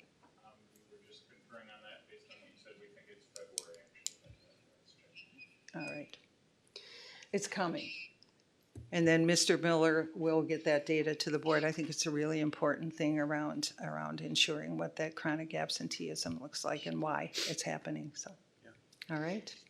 Michelle, you mentioned the equity plan being linked to this. Yeah, you can't open it? I don't, well, or unless I'm not seeing what link it is. Oh, it's, if you go to District Equity the Plan, green. it's the green at the top. Oh, ours isn't green. That's, Okay. Ours isn't linked.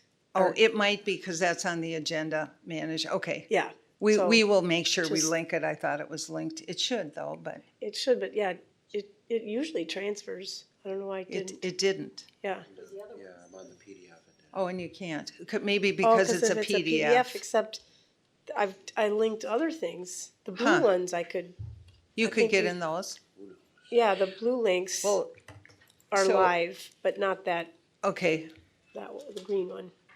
we will make sure that that's linked in All right, thanks. and goes live, so, all right. That update is coming in February.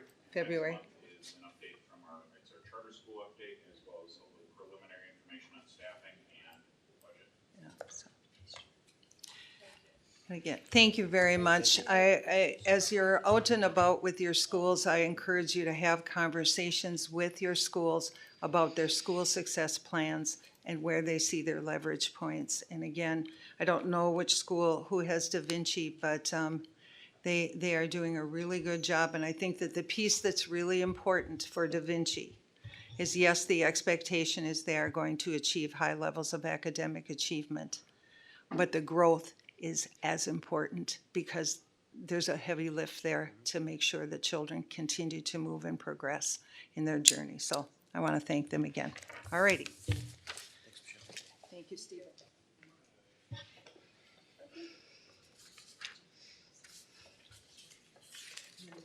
And next is me, yeah.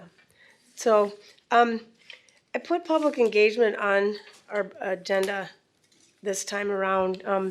I've been getting a fair amount of feedback from multiple places, community, staff, administration, that with concerns about our public engagement time. And I know we've had multiple conversations about this, and there's, I think, differing opinions about holding people to 5 minutes. And that's my question really today is I'd like to see us go back to that 5-minute time and then and hold to it. I think it gives, originally our time was 3 minutes for public engagement, and when we talked about holding people to 3 minutes, we thought that was a pretty short time. We thought by increasing it to 5 minutes, you can say a whole lot of things in a 5-minute period of time. And I think that it's important to have that opportunity for the public to speak to us, but it's not the only time that our public can speak to us. There's certainly plenty of other opportunities, and also opportunities that we as a board could potentially create if that's what we're interested in doing. But my concern with not holding to 5 minutes is that we end up with public comment time that's incredibly long. We've had meetings that go till 11 o'clock because we have 2 hours of public comment time. We've had people give 30-minute presentations, 25-minute presentations have become somewhat commonplace. And to me, it's a matter of creating some balance in terms of respecting people that come to our meetings and respecting the people that would like to speak. And I think if, for instance, one night we had a lot of public comment. We had 2 issues that we were working on, and we had a lot of public comment on one of them, which required the second group to wait for probably 2 hours before their turn to speak came up. They expressed frustration at the meeting about that. We also have guest speakers that come, and when we have a 2-hour open forum or 2-hour public engagement, it occurs before it's their turn to speak. They're here for longer than they expected, and many times. And then also, I think our meeting videos are what people are going to watch if they're deciding if they want to run for the board. I think if they look at meetings that seem to go on and there's not really a structure in place for that open forum time, they may decide staying till 10 or 11 o'clock at night for a school board meeting is not something they want to participate in. And so I think someone gave me some language that other districts use, and which is it's actually fairly similar to what we say, but I just would like us to reconsider that 5-minute time. And the critical piece of that is if we decide we're going to stick to 5 minutes, we have to stick to 5 minutes for everybody. I know we've had people come up and ask even before they start talking for 10 minutes. And as soon as we do that, then we have to let everybody speak. And we get 20 and 30-minute presentations from the open forum. And I think that it's, to me, the public forum, public engagement time is not a time to solve the problems. It's a time to illuminate what the concerns are from people in our community. And if there's obvious things that are going on and we're concerned about that, then I think that warrants a meeting with a group of people, or in the bilingual case, there's task force work that's ongoing around that. And I think it's just something that I think we can do better work if we're not exhausted by the end of our evening. So I'm just opening that up to see if people are willing to go back to what we originally agreed on when we said 5 minutes was what we were going to have. Christina? Just a question, just to clarify. So your concerns that you laid out, you believe that if we go back to it just in saying everybody gets 5 minutes, that's will get us back to where you feel is appropriate and comfortable. So no other changes. Correct. Okay. Right. I'm just looking at trying to put a limit on the amount of time that the public that we ask the public to keep to, and some do that. I mean, we had one presenter come with a probably 10-15 minute presentation as a handout, and he sat down and said, "This is longer than 5 minutes. I'm just going to give you the highlights," and he passed out the rest of what he had to say to us to read. So yeah, that's all I'm asking to change at this point. Eric? Yeah, I would agree. I've heard the same comments from a variety of sources about the amount of time and the comments. So I would be in favor of going to the 5 minutes. In fact, when I was talking to the reps from Hazard Young, they had mentioned that one of the candidates for superintendent had actually mentioned that in the very initial conversations when they were considering to apply, and asked about presentation time as they've been watching our videos. So I think it's rather commonplace, and certainly opportunities for people to engage with us outside of that, with whether it be handouts or follow up after the meeting. So I would be in favor of it. Rhonda, then Laura. So I've been here for a little over 2 years, and we had not had anything beyond that time. And then there was a speaker that came forward and asked for 15 minutes, and we granted that. And then at that time, we discussed that by doing this, we're going to set a precedent, because we cannot just give you unilaterally 15 minutes. And that's so just to bring everyone back to where that started. I think it's also important to note that when we have seen people come forward and they've spoken longer than the 5 minutes, it's when there were significant changes happening, closing a school. We had a lot of people that wanted to speak to us for longer than 5 minutes. So I think just considering that, thinking back to what the topics were at hand, I think if you go back, it's 8 o'clock right now, and we've had nobody speak, right? It's still 8 o'clock, and there was nobody that spoke in the forum. So I do agree that we need to leave the building earlier, but I'd like to be very careful about how we limit when there's a topic, and then closing a school or something that's more significant, that we, are we ever going to make any exceptions at all if someone is 8 minutes? And I just want to be sensitive to the fact that there are people that this is where they feel they will be heard in the most powerful, impactful way, and that we need to be, I think, open-minded to when there's a topic that's very sensitive and very emotional, that we're able to find a way to compromise that if we have to, because we don't have people do that at every meeting. Let's just announce that now. But it does happen when there's something that's a bigger deal, right? And for many reasons that there will be people that may extend that.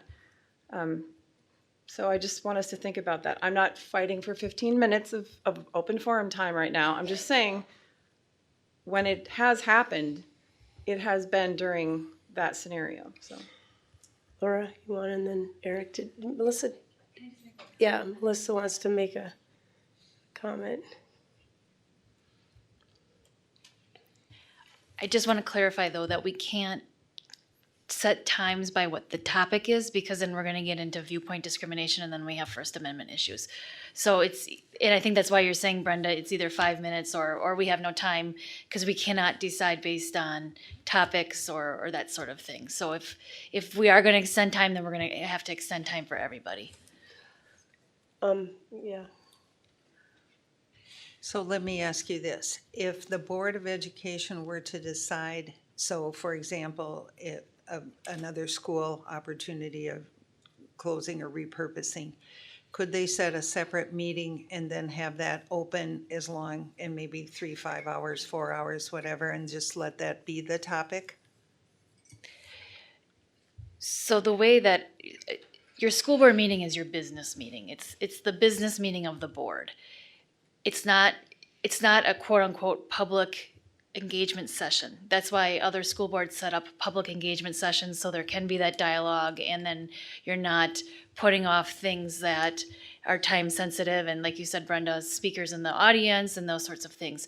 So that is how other school districts address that, to be sensitive to the people who have come to speak before them at a public board meeting, and also the guest speakers and the number of business items that you have to take care of as a Board of Education and your statutory duties, and then have those public engagement sessions, which can be public sessions, which can be videoed, you can still run them the same way you're running, but then to honor and to have a different type of dialogue rather than at a school board meeting, still allowing people to voice their concerns about topics, but just putting a time limit on those topics. Laura? Thank you. I too have heard from people in the district, staff, and citizens in general, that it's gotten a little out of hand. So I'm glad we're addressing this. Our agendas are densely packed, and I don't see that changing anytime soon. They're always going to be packed full of important work. The voice of the public is really important as well, but I think that you should be able to make your point in 5 minutes. So I would agree with this.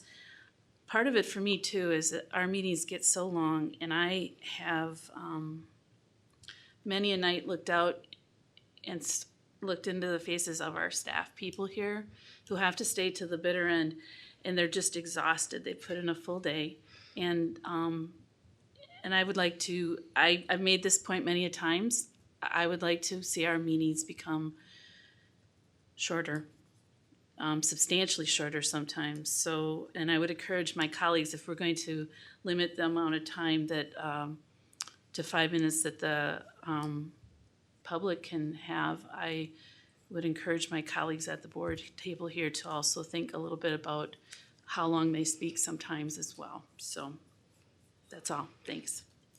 Eric? No, I was going to say what Melissa said. Oh, all right. Thank you. Sure. So I would like to go on record and just make sure it's known that we are a public school district, we are a public school board. We do not, we do some things up here that dramatically impact our families, our community. And I just want to make sure it's known that I'm not interested in limiting public engagement.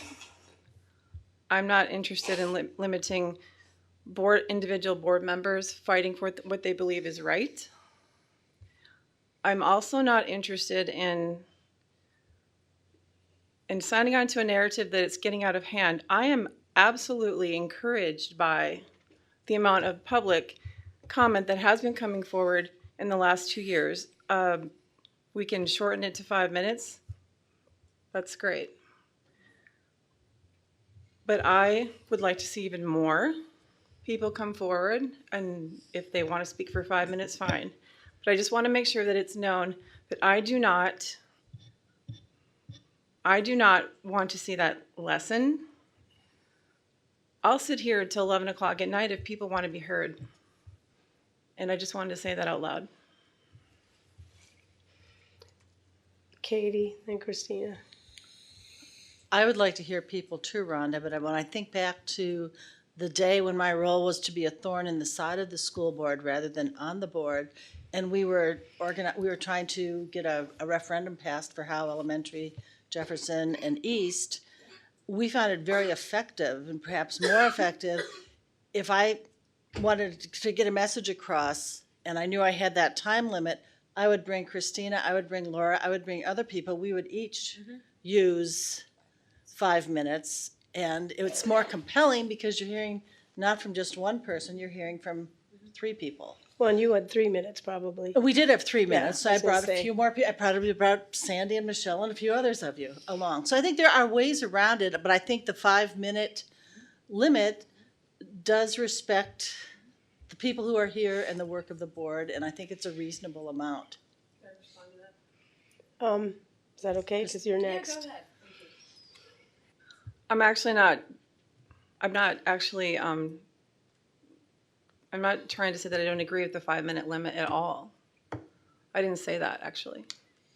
What I'm saying is the narrative, the communication that's going out from this conversation, I'm hoping isn't that we're trying to lessen public engagement and discussion, especially, well, but I just want to make sure that I'm going on record so it's known, because someone may think that. They could possibly come up with that conclusion, and I just want to make sure that that's not ever going to be the goal here.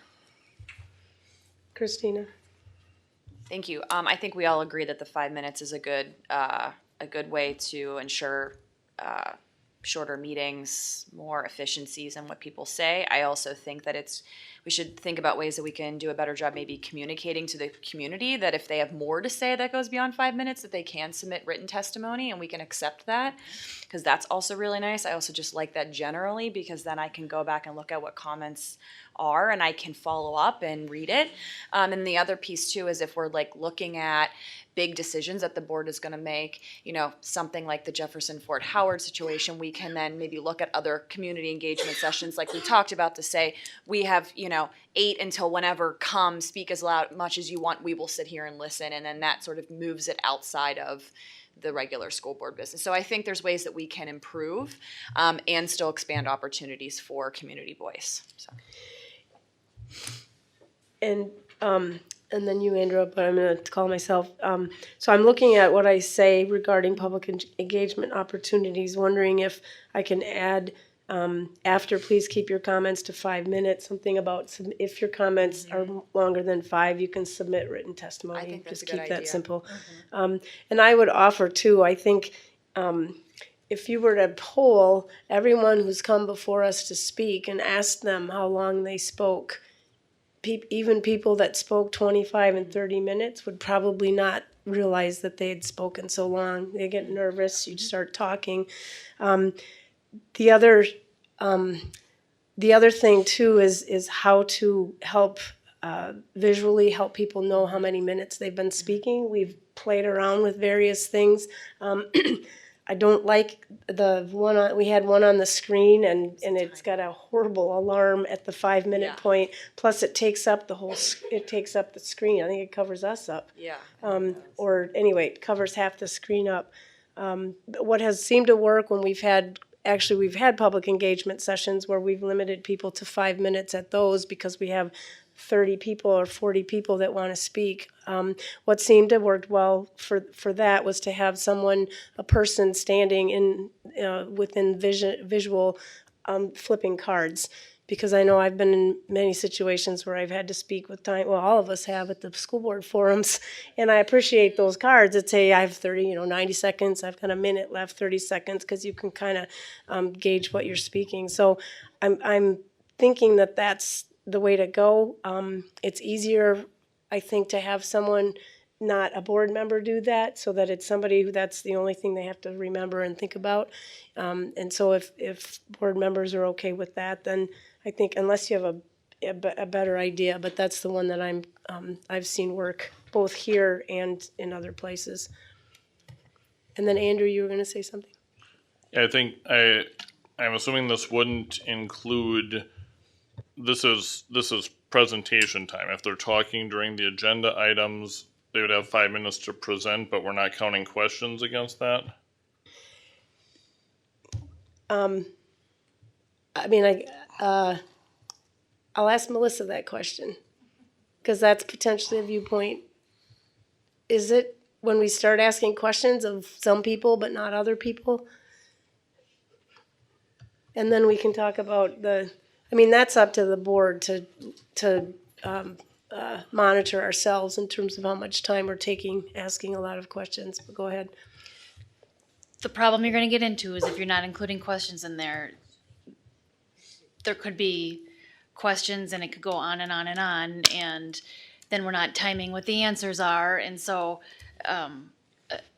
again, we're everyone's First Amendment rights, I think, are important, and we want to make sure that we're honoring them, and we don't want individuals who may be testifying to a particular position that then get questions and they get longer to give their viewpoint, and we don't ask somebody else questions who is not in the majority of a viewpoint, and then the allegation is, well, if you would have just asked me a question, then I could have had more time to express my position.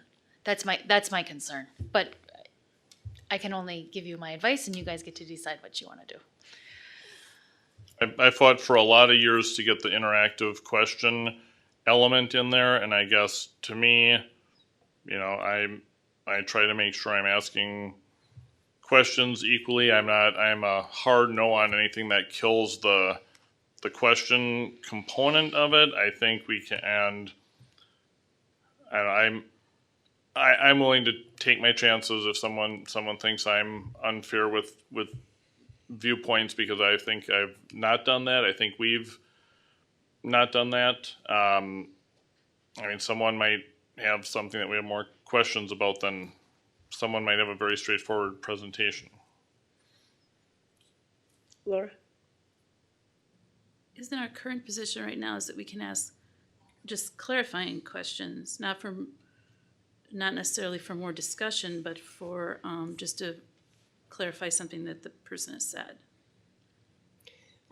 That's the law with respect to things that are not on the agenda. With respect to things that are on the agenda, because they've been posted and there's notice to the community that there's going to be discussion with respect to those items, you're not restricted to the clarifying questions. And I think that's what Andrew was getting to, which gives you more freedom to ask questions beyond just those clarification questions. And I wonder if, because I'm thinking if we just make the shift to holding our speakers to 5 minutes, we allow for some questions, see how it goes. I'm wondering if we're holding people to 5 minutes, there'll be more of a sense of not going on for, a 20-minute answer to a question. But I'm also wondering too if in the paragraph, and you guys, it's on the attachment, so you have it. During this public participation time, board members may engage in dialogue with the speakers. I'm wondering if we change that engage in dialogue to something that indicates it's more of a question and answer session, so that we don't have people feeling like they're on a couch in your living room having a dialogue about this, as opposed to board members asking questions and we get a reasonable length answer. And I don't know, board members may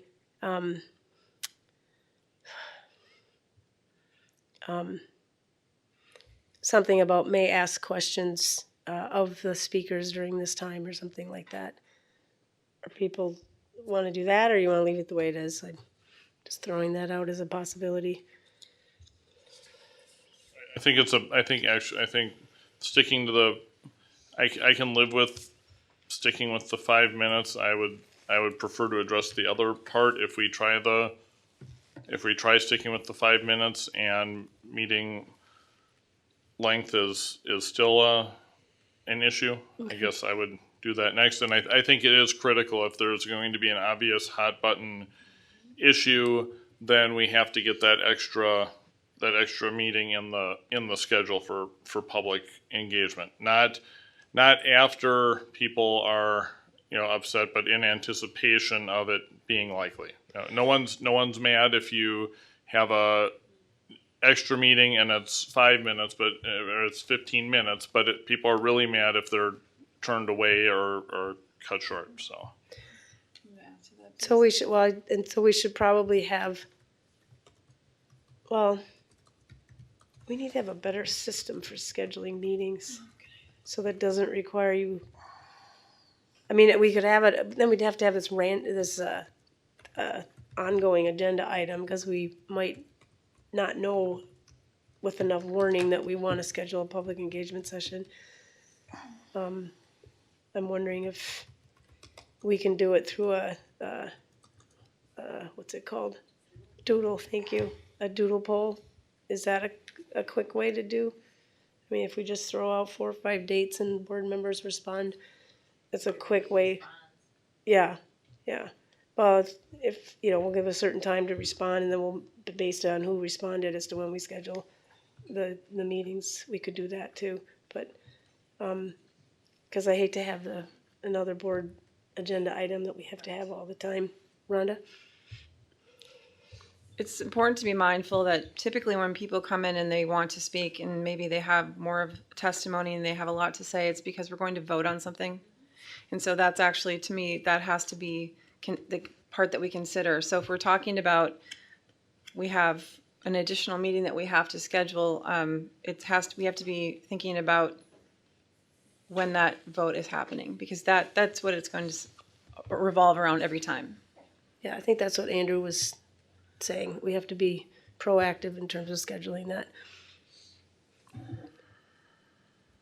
All right, so we'll go ahead and just make that one change about written comments at the end of that 5 minutes.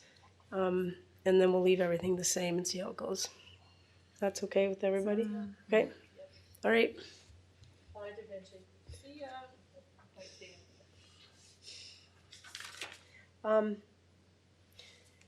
Next are some meeting dates to schedule. And there's actually 3 different things. The principals meeting is in there. It's obviously the shortest meeting. The other 2 are longer. I think I'm going to turn to you first for the superintendent interview scheduling. We talked about going back to do you have that? No, the timeline they gave us last time.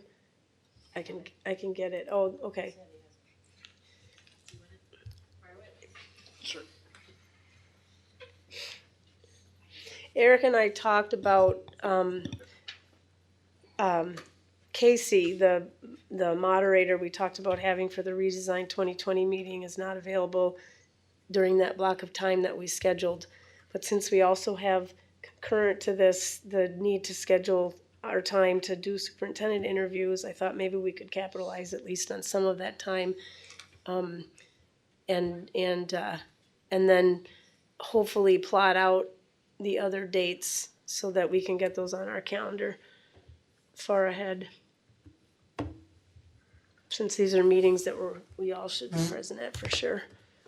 So we have currently the 27th at night from 5 to 8, and then the 28th half day from 8 to 2. We can't do the redesign on those days, but wondering if we could keep those days and make them be superintendent interview days. We do some at night and some during the day, and depending on travel schedules for the variety of candidates. Monday the 27th, and that's at night, and then during the day on the 28th. So we should already have that blocked on our calendars, but instead of being redesigned 2020, we'll shoot for making those first round of interview dates. And then, go ahead. Eric, for that Tuesday, and if we do, it's totally fine, I'm just asking, for that Tuesday, do we need to go from 8 to 2, or do you think 8 to noon would be enough? Yeah, probably. I mean, it depends on how many candidates we're going to interview. So I think what I would do in building that schedule, and I wouldn't be the one who would be building it, but whoever that is, we could try to front load that. And if it's possible to get out by noon, let's get out by noon. And yeah, so. But then, Yeah, so I would rather have it be a full day. I guess there would be a, I think we're talking about having the full day meetings that you're paid to be here a full day. This would be one of those times that I think rises to that level. I'd rather not go twice, I guess. So you're saying cancel Monday, block the whole day of Tuesday off? Well, I don't know how many people we're interviewing. So. What? We've done it. So go ahead and ask your question. How long are the interviews? Is there a set time? Do you see how it goes? Yep. So part of my plan between now and then, I'm going to get a template of interview questions, and then I'm going to schedule individual meetings with all of you, just myself and you, and talk through interview questions that you're interested in, if you have any of your own, or if they're ones you like or don't like. And then, I guess I would anticipate maybe an hour for those initial per person. But that's just sort of a rough guess. That's what we've done both previous times. Yeah, we had an hour per interview. That's a pretty long interview. I mean, that's a good amount of time. Yep. Do we receive their information before we create questions? Yes. We do? No. Like their resumes and stuff? Well, we need to pick who we want to interview, so we're going to have another meeting for that before. So maybe I didn't understand. But the questions we have to answer, we have to ask each candidate the exact same set of questions. So they're more generic questions, and so they don't require necessarily looking at individual, because we can't have different interview protocols. If I could just build off of that, I think that there's going to be a second round of interviews. So we have our first round, and let's say we have 6 candidates, and there's 3 we want to bring back, and now we come up with questions that are based upon those people that we've seen, and then maybe we narrow that down to 2, and so we can refine the process and ask more questions and make sure that we get everything that we want answered. The first one is just that initial opportunity to ask that set of questions. Laura? When can we expect to see the first group of resumes? Like, when will that come? The 20th. Yeah, January 20th. Yep. So there's a presentation slate and interview workshop scheduled for that day. And that's our regular board meeting, Mm-hmm. right? Do we have that scheduled already? So that's all gonna happen during that regular scheduled meeting. Closed session. That's the closed session meeting. Okay, great. Oh, never mind my comment then. We don't need another meeting. I think it's 5 o'clock. It's at 5. It'll be our closed session.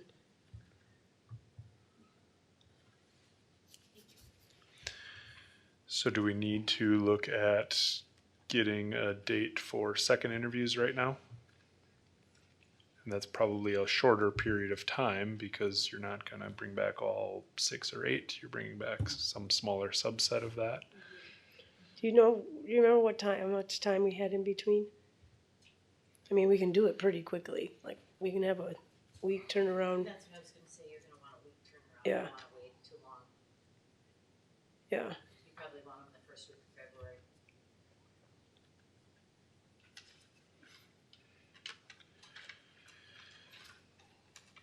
What about Tuesday, February 4th? We have a board meeting on the 3rd.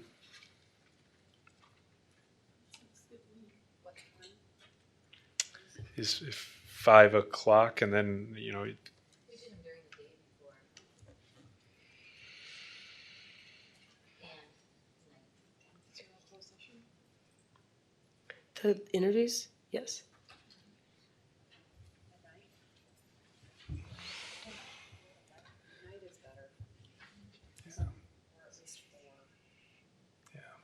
But, I mean, if we did some, I'm thinking there's, if these are maybe a little less than an hour, the second round, if we could start at Did- 4:00. Last time our second round interviews were, 2 hours between. and then we narrowed it down again. 2 hours in between each interview. 2 hours, we allowed 2 hours on the schedule for the second round. And then did we have a third round? We have a round where they have the whole day here. Each candidate has the whole day. That's when we get the finalists. So Right. But I mean, I don't remember 3 rounds of interviews, do you? I think we picked our finalists and then we scheduled those three or. You had 2 interviews. One was here, but then you came back for the day, spent the day, and then we had a dinner here. And the interview at the end of the day. Yeah. Right. See, they have an extra round. Yeah, they have an extra round that we've not done in the past, but it doesn't mean we can't. I think that's a big van in that. I see it around. Others are pushing that too, so a little more time. It's a matter of whether we think we can narrow down from 8 to 3 and just do 2 rounds, or if we feel as if we need a middle. But it's awful hard on the candidates too, because they're gonna wanna be here every time. And if they're coming from places that require them to stay overnight, and then it's a hardship on them. So I don't know. yeah, Yep. But I would add that we need somebody with some stamina, so I think we should be more concerned about, right? That I'm not it's- worried about stamina. I'm worrying about most of these people have other job responsibilities. Sure. And if we can not have them have to come for a third interview, if we narrow it down to our 3, because it's 3? 2 or 3 is usually what we narrow can it I- down to. Yeah. But we couldn't do something in a conference room with Skype or something like that? We couldn't find a way to facilitate that? If it was a third interview?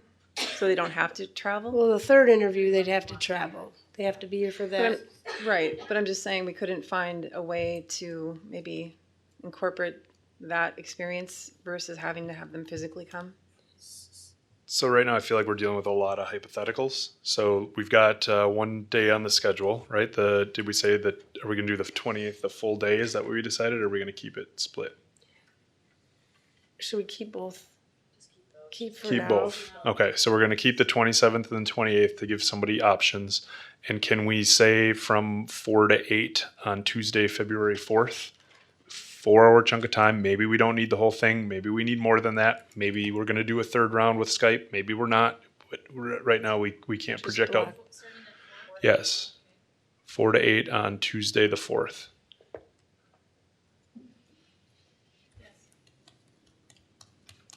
And I feel comfortable at least waiting until the 27th and 28th to kind of see where we're at before needing to schedule the next portion. So Except then the next portion would be those individual days, full days.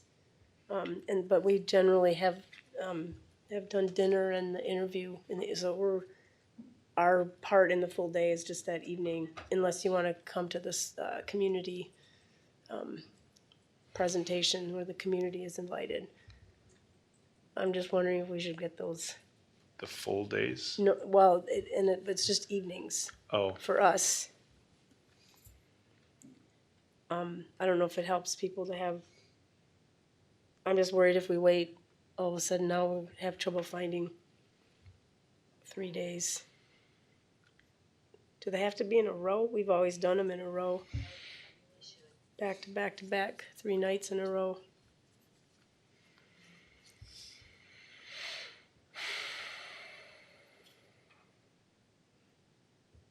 mean, we could tentatively 18, 19, 20. We have a board meeting that week.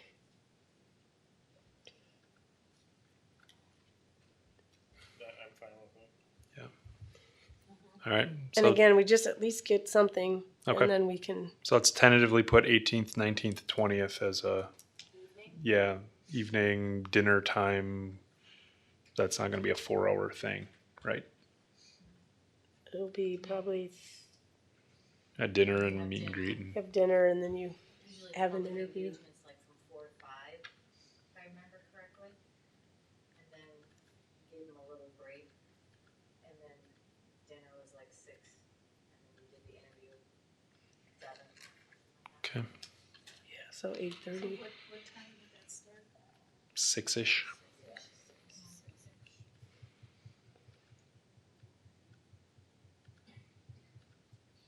Probably the 8:30, I would guess.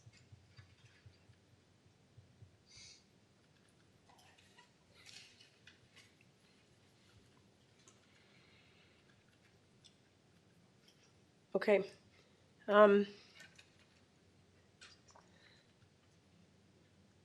So now back to, are we good with that? Yep. Okay. So back to redesign 2020 meeting. We only have dates from Casey through February.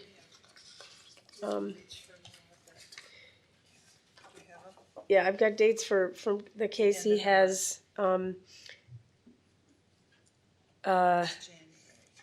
yeah. She's got some, the end of she's got one. The 8th through the 10th, she's available, 15th through 17th of January, 22nd through the 24th, and then the 30th through the 31st, and then the end of February, February 26th and through the 28th. The 22nd to the 24th is the state convention. Oh yeah, that's right. I looked at that, forgot to cross it off.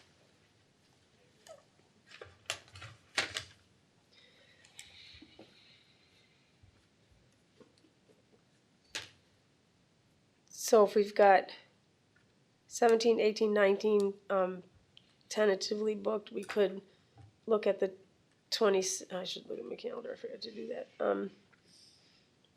26, 27, 28th as a possibility. That's February. Also January 30 and 31. Are we talking an all-day thing? Or are we trying to do what we did last time with like a night A time night thing and a next day? part of a day, yeah. The 30th and 31st works for me. Of January? Yeah, because there is no 31st of February. There is no 31st of February. Yeah, I can't. I got something that day I can't reschedule. With the late February, we might at least possibly know who our next superintendent is. Is that good or bad? Or maybe just necessary if the earlier ones don't work anyways, maybe we, So are all the dates in January not viable for me? There's January, next week, 8th through the 10th. That would be next week, so that's not very much notice. And then the following week, the 15th through the 17th.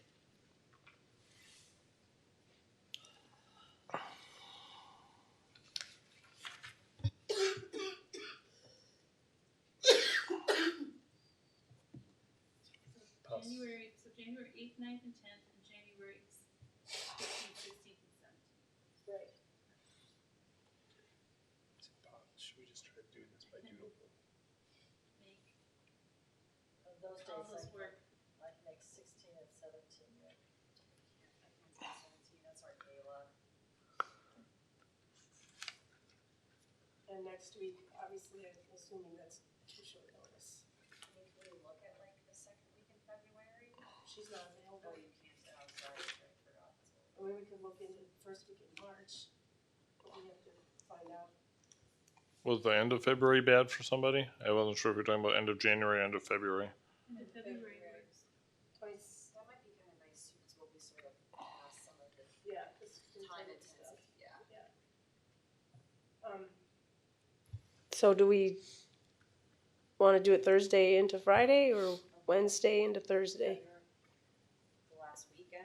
Yeah, 26, 27, 28. Yeah, and that's. Wednesday into Thursday or Thursday into Friday? I can't do Thursday night. I can do Thursday during the day and I can do Wednesday night, so I'd prefer So the 26th. Wednesday into Thursday. Wednesday Okay. into Thursday.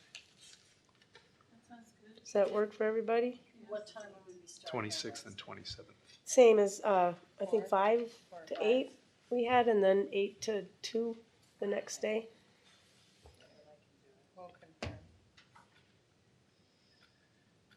Okay. 26th will be from 5 to 8 p.m. And the 27th is 8 a.m. to 2. Unless, if that works. And then, There's an ICSC board meeting that day. Is that okay? Otherwise, we'd have to start at 9. what day? The 27th. Oh, yeah. Just start after We that. could just start right after that at 9. So 9 to 2. Or 9 to work over lunch. Yeah. Yeah, I didn't miss this one yet. Okay. And then the principals also would like to schedule a meeting with us. Standalone meeting? Well, that's probably it's probably easier than trying to tack it to any of these that we've just scheduled. So if we go back to what was the date that worked for everybody? 30th and 31st? January? Yeah, We're doing an evening. it would be, yeah, we could do it, I don't know. I can't do the 31st. I can do the 30th. Does the 30th work? And we can do that at 5 probably? You could. So 30th, like 5 to 8. Thursday? Yeah. 5. I think 5 to 8, but probably 5 to 7 is what Yeah, I would guess. I would don't guess think it'll 5 to take 7, 3 I don't know, hours. it's a 3-hour meeting. So the 30th from 5 to 7. Yep. John, do you have that? Thank you. Rhonda, did you? That's a public meeting? Yeah, I don't think they could do a closed session.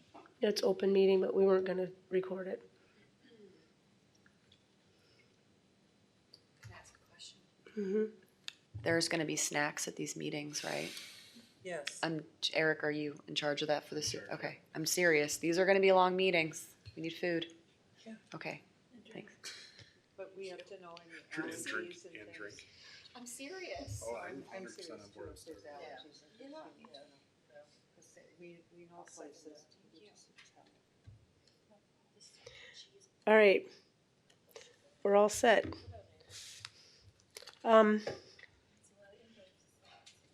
Yeah, you're gonna send us all those, Sandy? Thank you. I didn't write them in my calendar yet. And then last is, I'll turn it back to Dr. Langenfeld for success stories. Sure.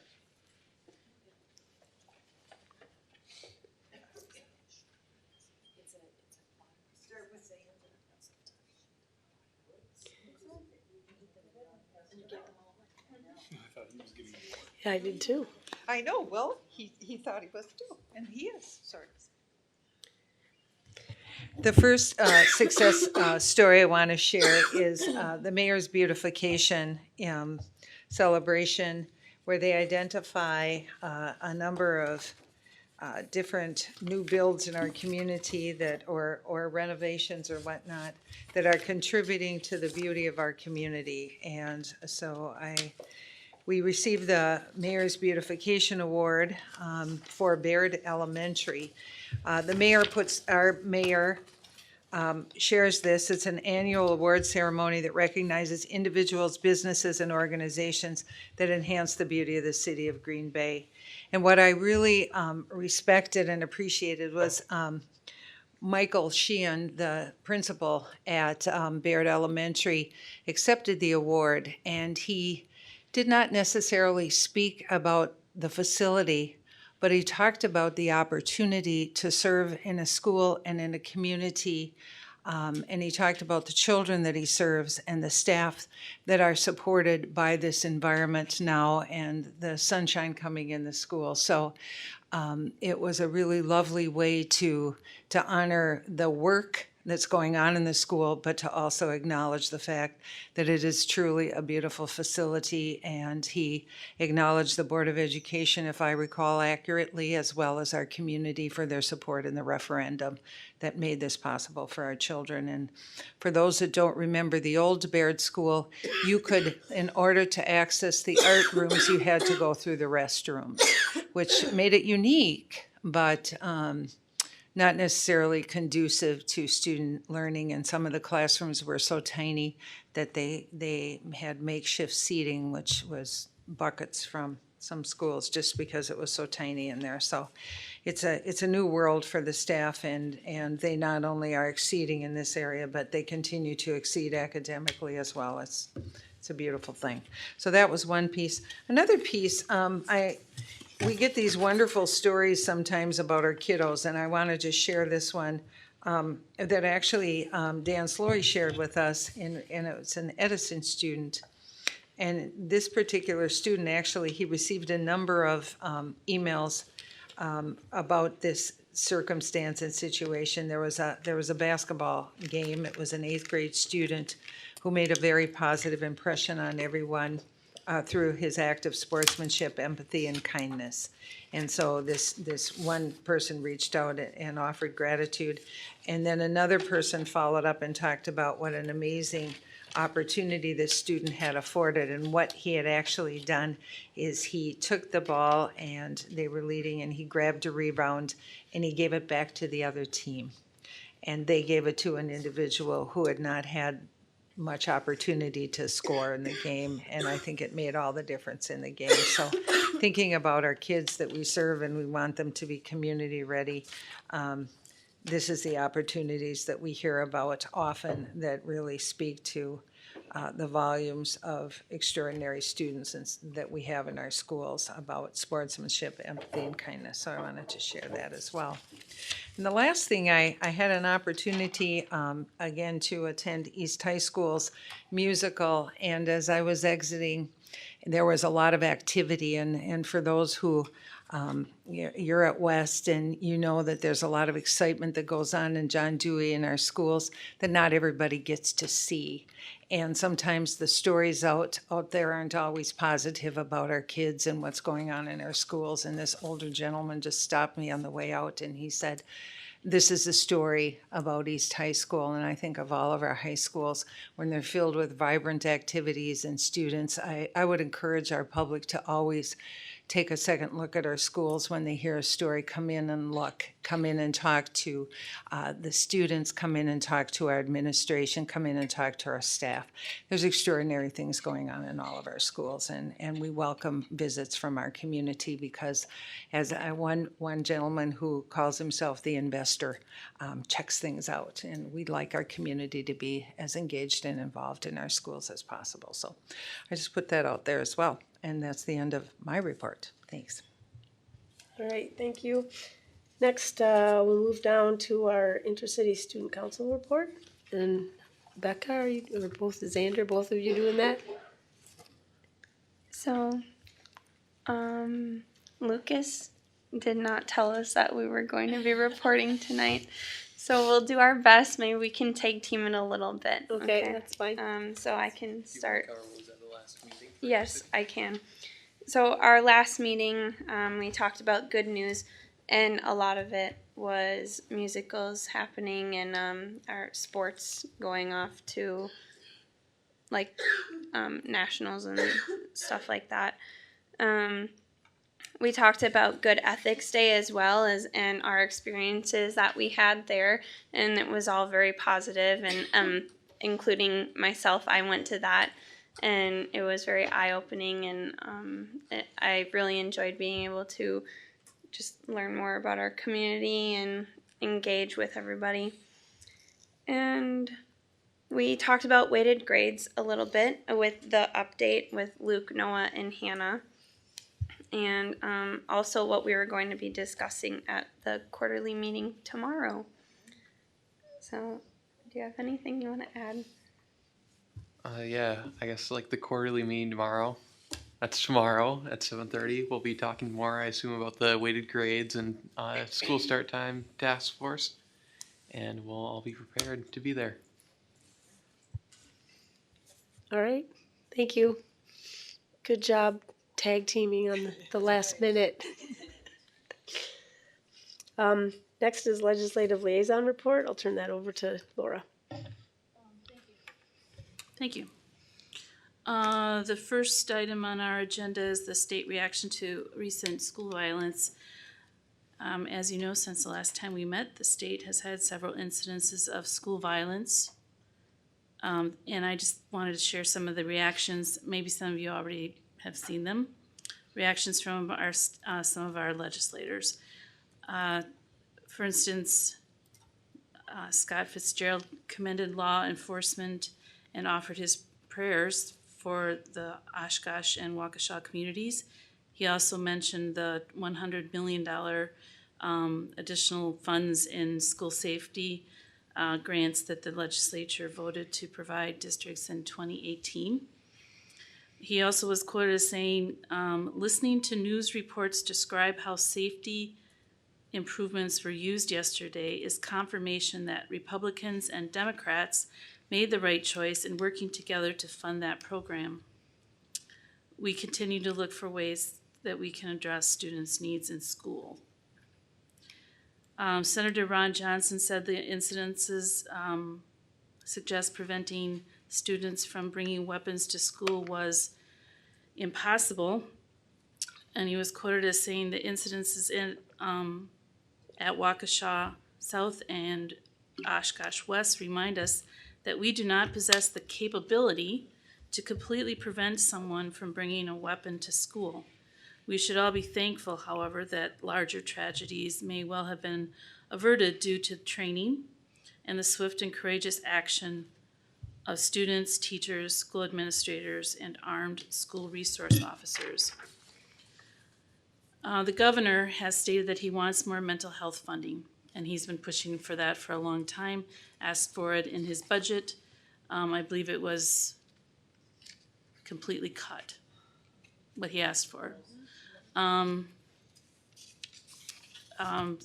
much of a compromise there. So anyway, more mental health funding in the next budget, and he feels optimistic that Republicans will eventually support this. Representative Jim Steineke has called for reconsideration of his bill AB 118 that would expand children's access to mental health services via increased funding of the school psychiatry consultation program.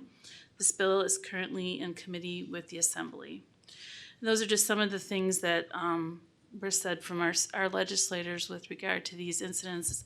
Our district, is on top of school security, I believe, and this afforded them the opportunity to revisit some of the things that we have in place. And I remember I checked in with Vicki a couple days after this happened, and she said that there are some things that this district did to meetings in schools and revisiting things with students to just refresh everyone's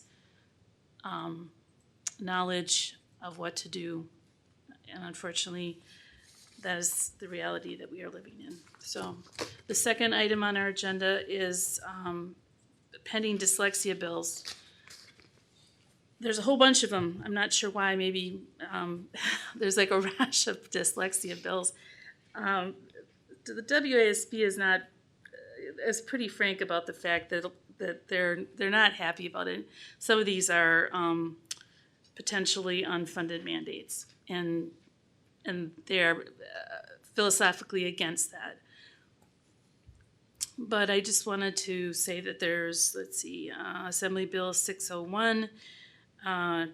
It requires the Department of Public Instruction and consultation with the International Dyslexia Association to develop or adopt an online dyslexia awareness training. Let's see here. It would require each school board must require each teacher, supervisor, administrator, professional staff member, and paralegal staff member in the school district to complete the online dyslexia awareness training. Assembly Bill 604 would require a school board to develop or adopt a program to identify and address pupils with dyslexia. And let's see, Assembly Bill 635, beginning in the next school year, this bill requires the Board of Control of each cooperative educational service agency, a CESA, to employ a dyslexia specialist. So these are some of the things that are going around right now. The big thing is the handbook, and I checked today to see kind of where that is. As of mid-October, it says that it's available for scheduling. There doesn't seem to be much going on there right now.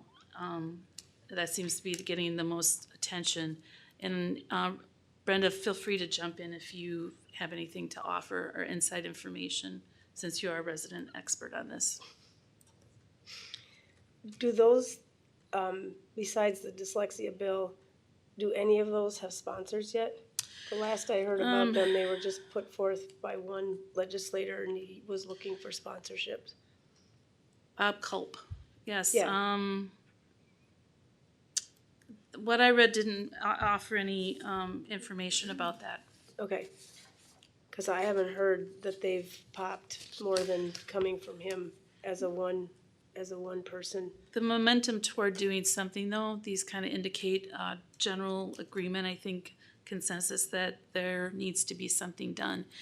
But I think that the handbook is still going to be the thing that people are going to, has the potential of actually happening. So, but it's with the Senate right now, the state Senate, and yeah, and there's some, I'm not sure exactly what's going on. I know they made some amendments to the bill. And then there was some question as to which bill they had amended, because they might have used a different version before the assembly had actually passed it on their end. So that's just kind of sitting right now, I think. And there may be a vote coming on that one. But in the new year? Yes. Okay. But like I said, the other ones, as far as I am aware, are just have been proposed and haven't. Well, like I said, it feels like there's momentum. Whether or not that'll actually amount to anything, it's hard to say. So anyway, that completes my report. Go ahead. Yeah. Go ahead, Rhonda. Actually, you're in charge, but. Yep, go ahead. So knowing the amount of people that did come forward and speak to dyslexia, and there was a lot of testimony and significance around their concerns and suggestions of what needs to be done, and knowing there's conversation at the state level, would we ever entertain the idea of having any legislators come and present to us? I would love to hear from them in open session. I think the people that spoke to us on this topic with their concerns and suggestions would probably appreciate that. Would we ever consider doing that? There seems to be a lot of gray area, and we don't really know. We're kind of just guessing, but I would love to hear from maybe one from each side of the aisle on what they're looking at doing with these, to get some clarification, to have it in a public board meeting. I mean, it does absolutely affect our our community and potentially our budget. So was there any reason why we wouldn't have that? I would like to think that it would be easy enough to get legislators to come and talk to the public here at a board member about this very important issue.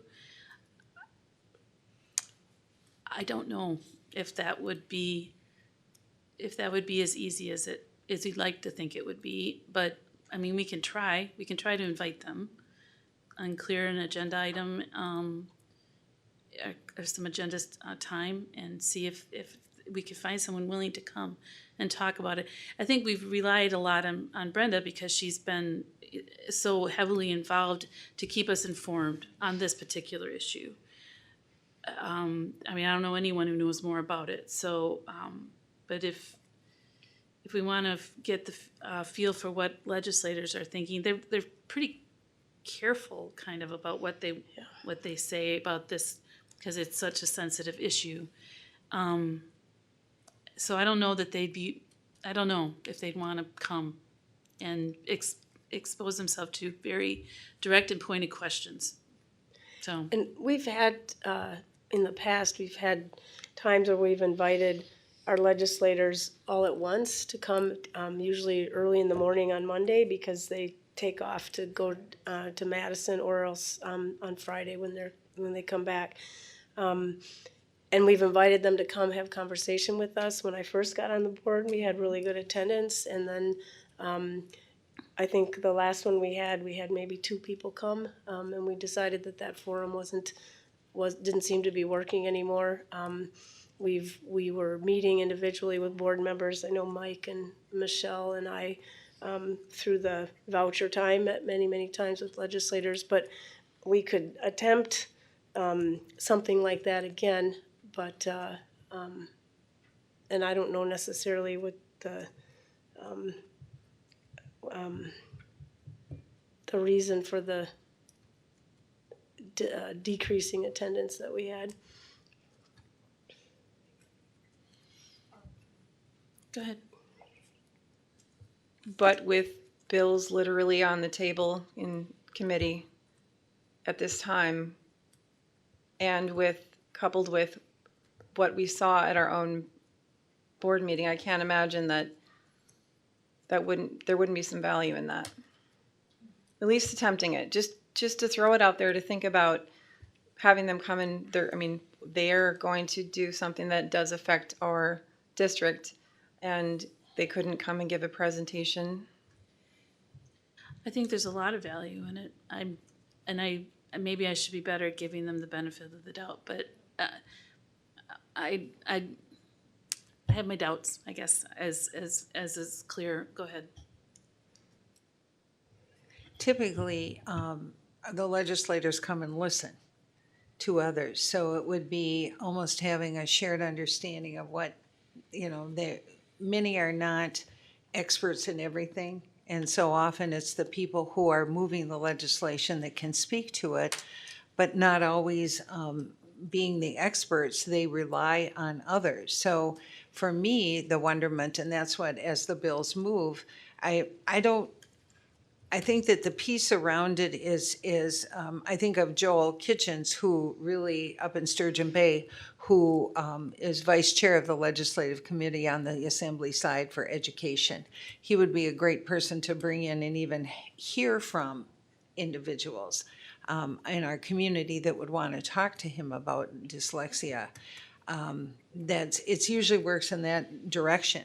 That doesn't mean that we shouldn't ask. I mean, I think if you go through Dan Ross Miller, he would be able to share with you. But I'm not familiar right now. I'm curious where Luther is at, Senator Olson, in the conversation.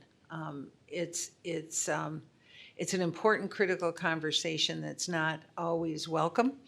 And I'm not sure where people are lining up, so we would almost have to defer to you and start doing some exploring. But to your point, Laura, it isn't that it can't happen. It's just a question of who and when that could happen. So, yeah, I like the idea, but I just don't feel too hopeful that they want to come and necessarily engage in that manner. So. I would think they'd be more likely to come engage in a listening session format, where it's a back and forth conversation as opposed to them being expected to give a presentation at the board table. Rhonda? Okay, but I think it's important that we have clarification on what these bills are potentially going to offer our district if we were to do anything that we had to present any funding for what was put on the table, especially if it's some sort of a mandate for us to have to adhere to.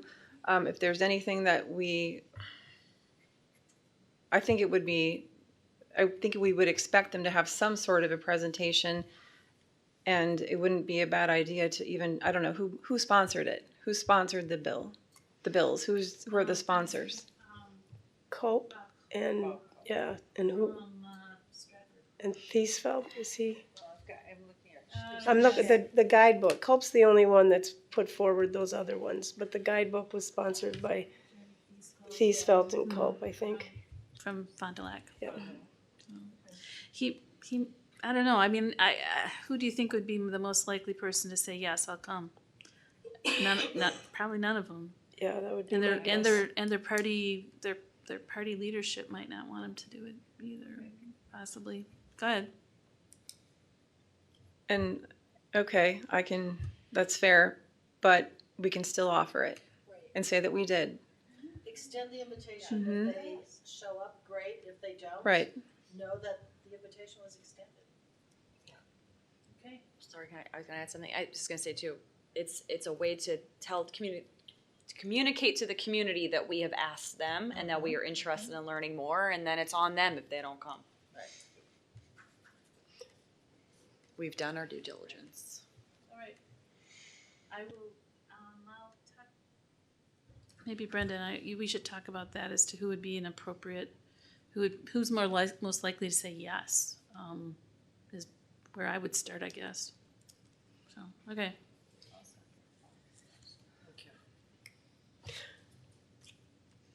Is that it, Laura? Yeah, I'm finished. Okay. Next we have, I think, district events. With holidays coming up, there's probably not much coming up this next week or so, unless anybody has anything they would like to announce. All right, and then next is board member school visits update. I know I spent a lot of time at various holiday kinds of things. There were 2 Thanksgiving events, one at J-Doll, and did I see you there? I was gonna say, I didn't see you, maybe you saw me, but okay, that's why. And then the NEW School of Innovation had our Thanksgiving lunch. I went to Fort Howard Open House. I think Katie and Laura went the day before. And then I spent some time in a couple of my schools, and then also went to East White Christmas, which was spectacular.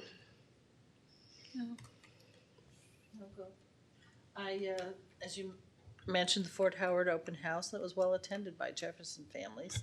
The NEW School of Innovation Thanksgiving dinner, Howe Resource Center had their Howe Family Night Thanksgiving dinner, and then in December had a bingo night with a dinner. East White Christmas and the Washington Middle School Band Concert, which was Forgot about that very one. impressive. We did a lot of the same stuff. I can't remember if this was, we went to a Howe family dinner together too. The Thanksgiving one. The Thanksgiving one. Yeah, that was great. I stood by the door and at the Fort Howard Open House and greeted families. That was more people than I thought showed up for that. I don't know what it was like the other night, but I was very encouraged by how many families came. The Washington Band Concert was very well attended. Lots and lots and lots of families, grandmas and grandpas and aunties and uncles, and that was wonderful. The White Christmas show at East, I think they did it a total of 6 times. It's a huge production.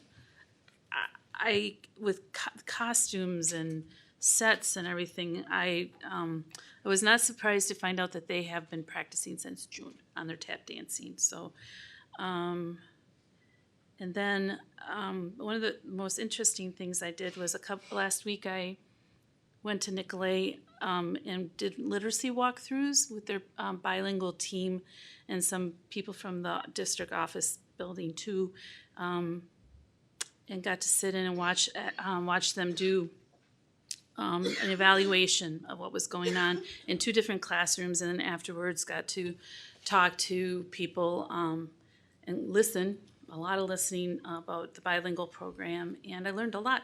So that's it.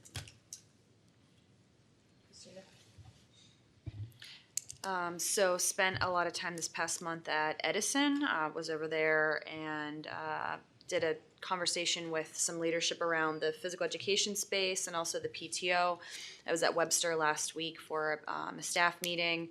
I was at Howe on Friday for their Flood the Hood with Dreams professional development with their staff, which was fantastic. It was really awesome that they allowed me to come into that space because it was pretty emotional. I was at Fort Howard last week. I've got plans to go to Da Vinci this week. And last week was also late start committee. So good stuff. I only had 2 quick visits, one to Da Vinci and the other to Southwest. I was at Southwest for quite some time, got to spend some time. It was actually the same day as the Waukesha situation. So it was interesting to be in that environment. And in fact, one of the teachers that I was talking with had a friend who taught at Waukesha, and she was able to talk to her that day and make sure she was safe. But it was interesting to be in a high school at that time. And then I'm working on scheduling a time to get to Tank to meet our new principal over there and see that school. So trying to get that scheduled. Oh, we were at your Boys and Girls Club Thanksgiving. Oh yeah, yeah, those went really well.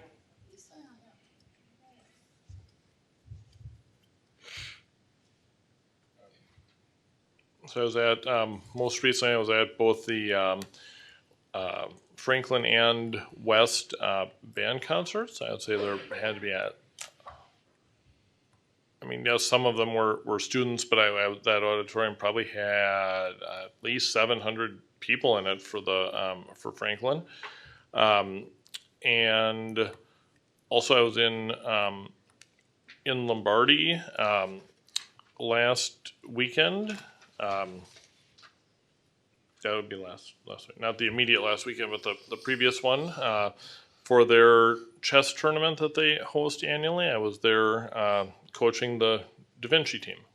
So that was a nice event. And then we had, it was Da Vinci, Lombardi, Baird, Red Smith were well represented with teams, and then individuals from a variety of Green Bay schools and a few not from Green Bay as well. So I attended Franklin's winter concert. Obviously, my daughter's there, and I was grateful to have a ride because in the last month I've had a car that has not been able to be functioning because of a window that was broken. That I'm still trying to have that taken care of, and not having a lot of luck with that. So I had scheduled to go to Keller, had to reschedule that. I am on the books to go over to NEW, which I can walk there. So so I was somewhat limited to be able to get to schools. So sorry. Go ahead. I just want to do a shout out that I forgot in terms of celebration. Our Preble High School Preble Players Troupe actually took state awards with their one-act play, and they shared it with the community again at last Friday night. And so they won for the most prestigious award of all, which is the best ensemble. It was a very, very intense and deep piece about the impact of depression on families, and done beautifully by a young woman who was the narrator telling her story. And it was very, very powerful, and it was beautifully done. So just a very difficult topic, done extremely well by our students, telling a really important story to consider. So just want to share that. Thanks. All right, thanks, everybody, and next we'll go to teaching and learning, and that'll be facilitated by Katie Maloney. Actually, Eric. Oh, Eric. Yeah, I was wondering about that. Well, it says right here, so. It does say that, but he did it last week. That's right. All right, so this is news. Do I gotta read all those numbers? Which numbers? Like here. So if I read the motion, do I read all of that You don't have to, just put it as presented. as presented? Oh, yeah, you don't Yeah, read all that. okay. Grant award as presented. Oh, yeah, here they are. All right, here we go. I move that the Head Start 2019-20 carryover request as presented be approved. Second. Sandy? Becker, Aye. Sitnikow, Aye. Maloney, Aye. Vandenhoevel, Aye. Shelton. Aye. Warren, Aye. McCoy. Aye. Pass 7-0. That's Brenda's part. Oh, that's my job, sorry. Let him do it. I'm happy to give you that job, actually, but go ahead. All right, well, watch this now. I move that the Head Start 2019-20 carryover request as presented be approved. Sandy? Second. Oh.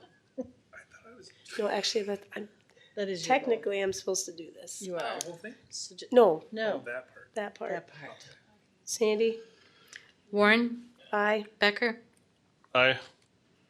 McCoy, Aye. Sitnikow, Aye. Maloney, Aye. Shelton. Aye. Vandenhoevel.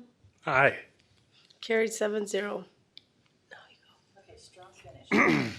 I move that the 1303 facility application to renovate Jefferson Elementary School for a West Side Head Start program as presented be approved. Second. Sandy? Sitnikow, No. Maloney, Aye. Warren, Aye. Vandenhoevel, Aye. Shelton. Aye. McCoy, Aye. Becker. Aye. Carried 6-1. And then you say that concludes my report. And that concludes my report. Good job. All right, next is organizational support, and that will be facilitated by Andrew Becker. I move that the Jefferson Keller Land Exchange with the City of Green Bay as presented be approved. Second. Sandy? McCoy, Aye. Vandenhoevel, Aye. Becker, Aye. Warren, Aye. Maloney, Aye. Sitnikow, Aye. Shelton. Aye. Carried 7-0. I move that the compensation for school board members as set forth in the 2019-20 annual budget be modified as follows. From $100 day per diem stipend to $150 day per diem stipend effective immediately. From $400 monthly compensation to $500 effective May 1, 2020. From $500 monthly compensation to $600 monthly compensation effective May 1, 2021. And commencing on May 1, 2022 and annually thereafter, the monthly compensation shall increase consistent with the CPI-U as certified by the Wisconsin Department of Revenue, applicable to collective bargaining agreements with the term beginning on July 1. Second. Christina? Oh. Do you want to go first, Andrew? Okay. I just want to say that I really appreciate Andrew and Brenda, your leadership on this from the conversation from 2 weeks ago. I think this is a really strong motion. I think it's incremental and it feels equitable, but it feels really positive and doable. And I also like number 4 about the compensation. I think that gets to some of the things we shared about. So just wanted to say generally, I thought the conversation around this was really productive. And I feel really great about where it landed, and I appreciate everyone's comments from 2 weeks ago. Andrew? Yeah, I think it ended up in a good place here as well. I do just want to point out for the record that nothing changes in the policy, that the board still reviews the compensation annually. The idea behind the CPI index is so that we don't have sometime down the road that it goes 20 years because no one knew what to say, so they just said 0. At the same time, certainly if I were ever on the board in a year where we didn't give staff the cost of living increase or we were cutting staff, I'm sure that my individual vote would be to not increase board compensation that year. But just wanted to point out this doesn't make anything in the policy automatic. The policy still states a review every year. Okay, Sandy? Becker? Aye. McCoy? Aye. Sitnikov? No. Maloney? Aye. Warren? Aye. Vandenhoevel? Aye. Shelton? Aye. Carried 6-1. I move that the 2020-21 school calendar as presented be approved. Second. Christina? So I might be missing something, but I'm looking at the calendar and it says Labor Day is September 7th and schools open on September 1st. Mm-hmm. State statute. That school has to be open after Labor Day. No, September 1st. Oh, after September 1st. Yes. Thank you. That's why we Yes. couldn't start August 31st. Yeah, I got it mixed up. Yes, Yes. I knew it was a stupid error. Sorry. Yes. No, they're not. Carry on. All right. They tried to ram through after Labor Day, but there were some things that apparently even on a partisan vote they couldn't cram through, so they had to settle for September 1st. So, yeah. Okay, Sandy? Sitnikov? Aye. Maloney? Aye. Warren? Aye. McCoy? Aye. Vandenhoevel? Aye. Shelton? Aye. Becker? Aye. Carried 7-0. I move that the telecommuting policy as presented be approved. Second. Sandy? McCoy? Aye. Shelton? Aye. Becker? Aye. Maloney? Aye. Sitnikov? Aye. Warren? Aye. Vandenhoevel? Aye. Carried 7-0. I move that the consent items as presented be approved. Second. Sandy? Maloney? Aye.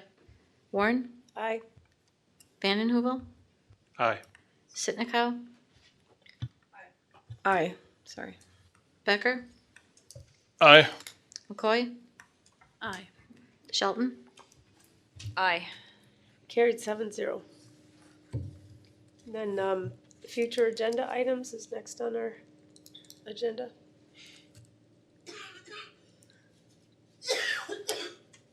Do you have any? Go ahead, Rhonda. I'm not sure the format this would be used in and how we would present this, but considering what happened in our state with regards to school safety, I would like a review of what the protocol is when it does come to weapons in the classroom, and considering what happened, because I still keep coming back to there was no possibility to use any sort of taser equipment. They had to use a gun. I'd like to know what our school resource officers are trained to do and what they would do if they were presented with a student with a weapon. I'd like some sort of a refresher or clarification on that at some point in the future, however that can be done. I think that's an important conversation. Okay. All right. And then I'll entertain the motion to adjourn into closed session. Oh, sure. Because it has to do with the regular board meetings Oh. for January. Maybe this is a future agenda item. And I thought about this last year about the fact that we have board meetings on Martin Luther King Day.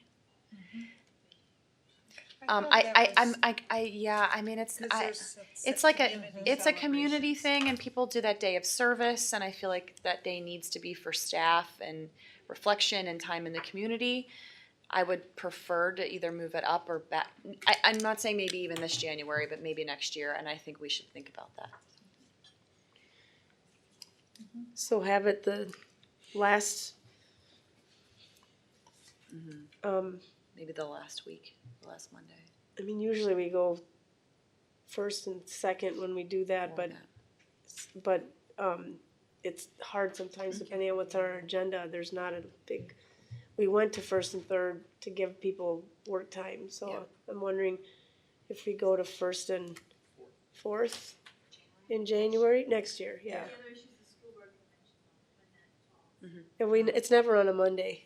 No, it's always Wednesday, Thursday, Friday. Because that is the week of the school board convention. Right, but it's Yeah, not it's a never on a Monday. Monday. Yeah, It's it's okay. never on a Monday. Because there's a lot of community events at night. Do they, so there are a lot, I know there are a lot go on in the weekend, but there's also evening, I think St. Norbert's Monday. did something last year, some of the churches do. oh, okay. Yeah. All right, okay, now I'll entertain the closed session adjournment motion, not adjourn, whatever. I move that the board reconvene in closed session pursuant to Wisconsin Statute 19.85, Paren 1, Paren C, considering employment, promotion, compensation, or performance evaluation data of any public employee over which the governmental body has jurisdiction or exercises responsibility, and pursuant to Wisconsin Statute 19.85, Paren 1, Paren F, considering financial, medical, social, or personal histories or disciplinary data of specific persons, preliminary consideration of specific personnel problems, or the investigation of charges against specific persons, except where Paren B applies, which, if discussed in public, would likely to have a substantial adverse effect upon the reputation of any person referred to in such histories or data, or involved in such problems or investigations, to wit, staff investigations. And pursuant to Wisconsin Statute 19.85, Paren 1, Paren E, deliberating or negotiating the purchasing of public properties, the investing of public funds, or conducting other specified public business whenever competitive or bargaining reasons require a closed session, more specifically, to wit, potential property acquisition. The board may return to, the board may return to open session to vote on items discussed in this session, just in case. Second. Sandy? Sitnikow? Aye. Maloney? Aye. Warren? Aye. McCoy? Aye. Vanden Heuvel? Aye. Shelton? Aye. Becker? Aye. Carried 7-0.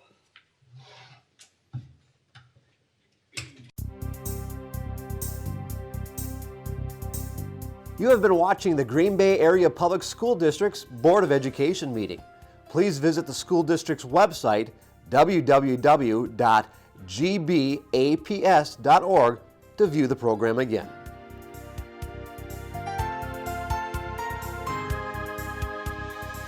If you cannot fully access the information on this video, please let us know the accessibility issue you are having by calling 920-448-2025 or by email at communications@gbaps.org.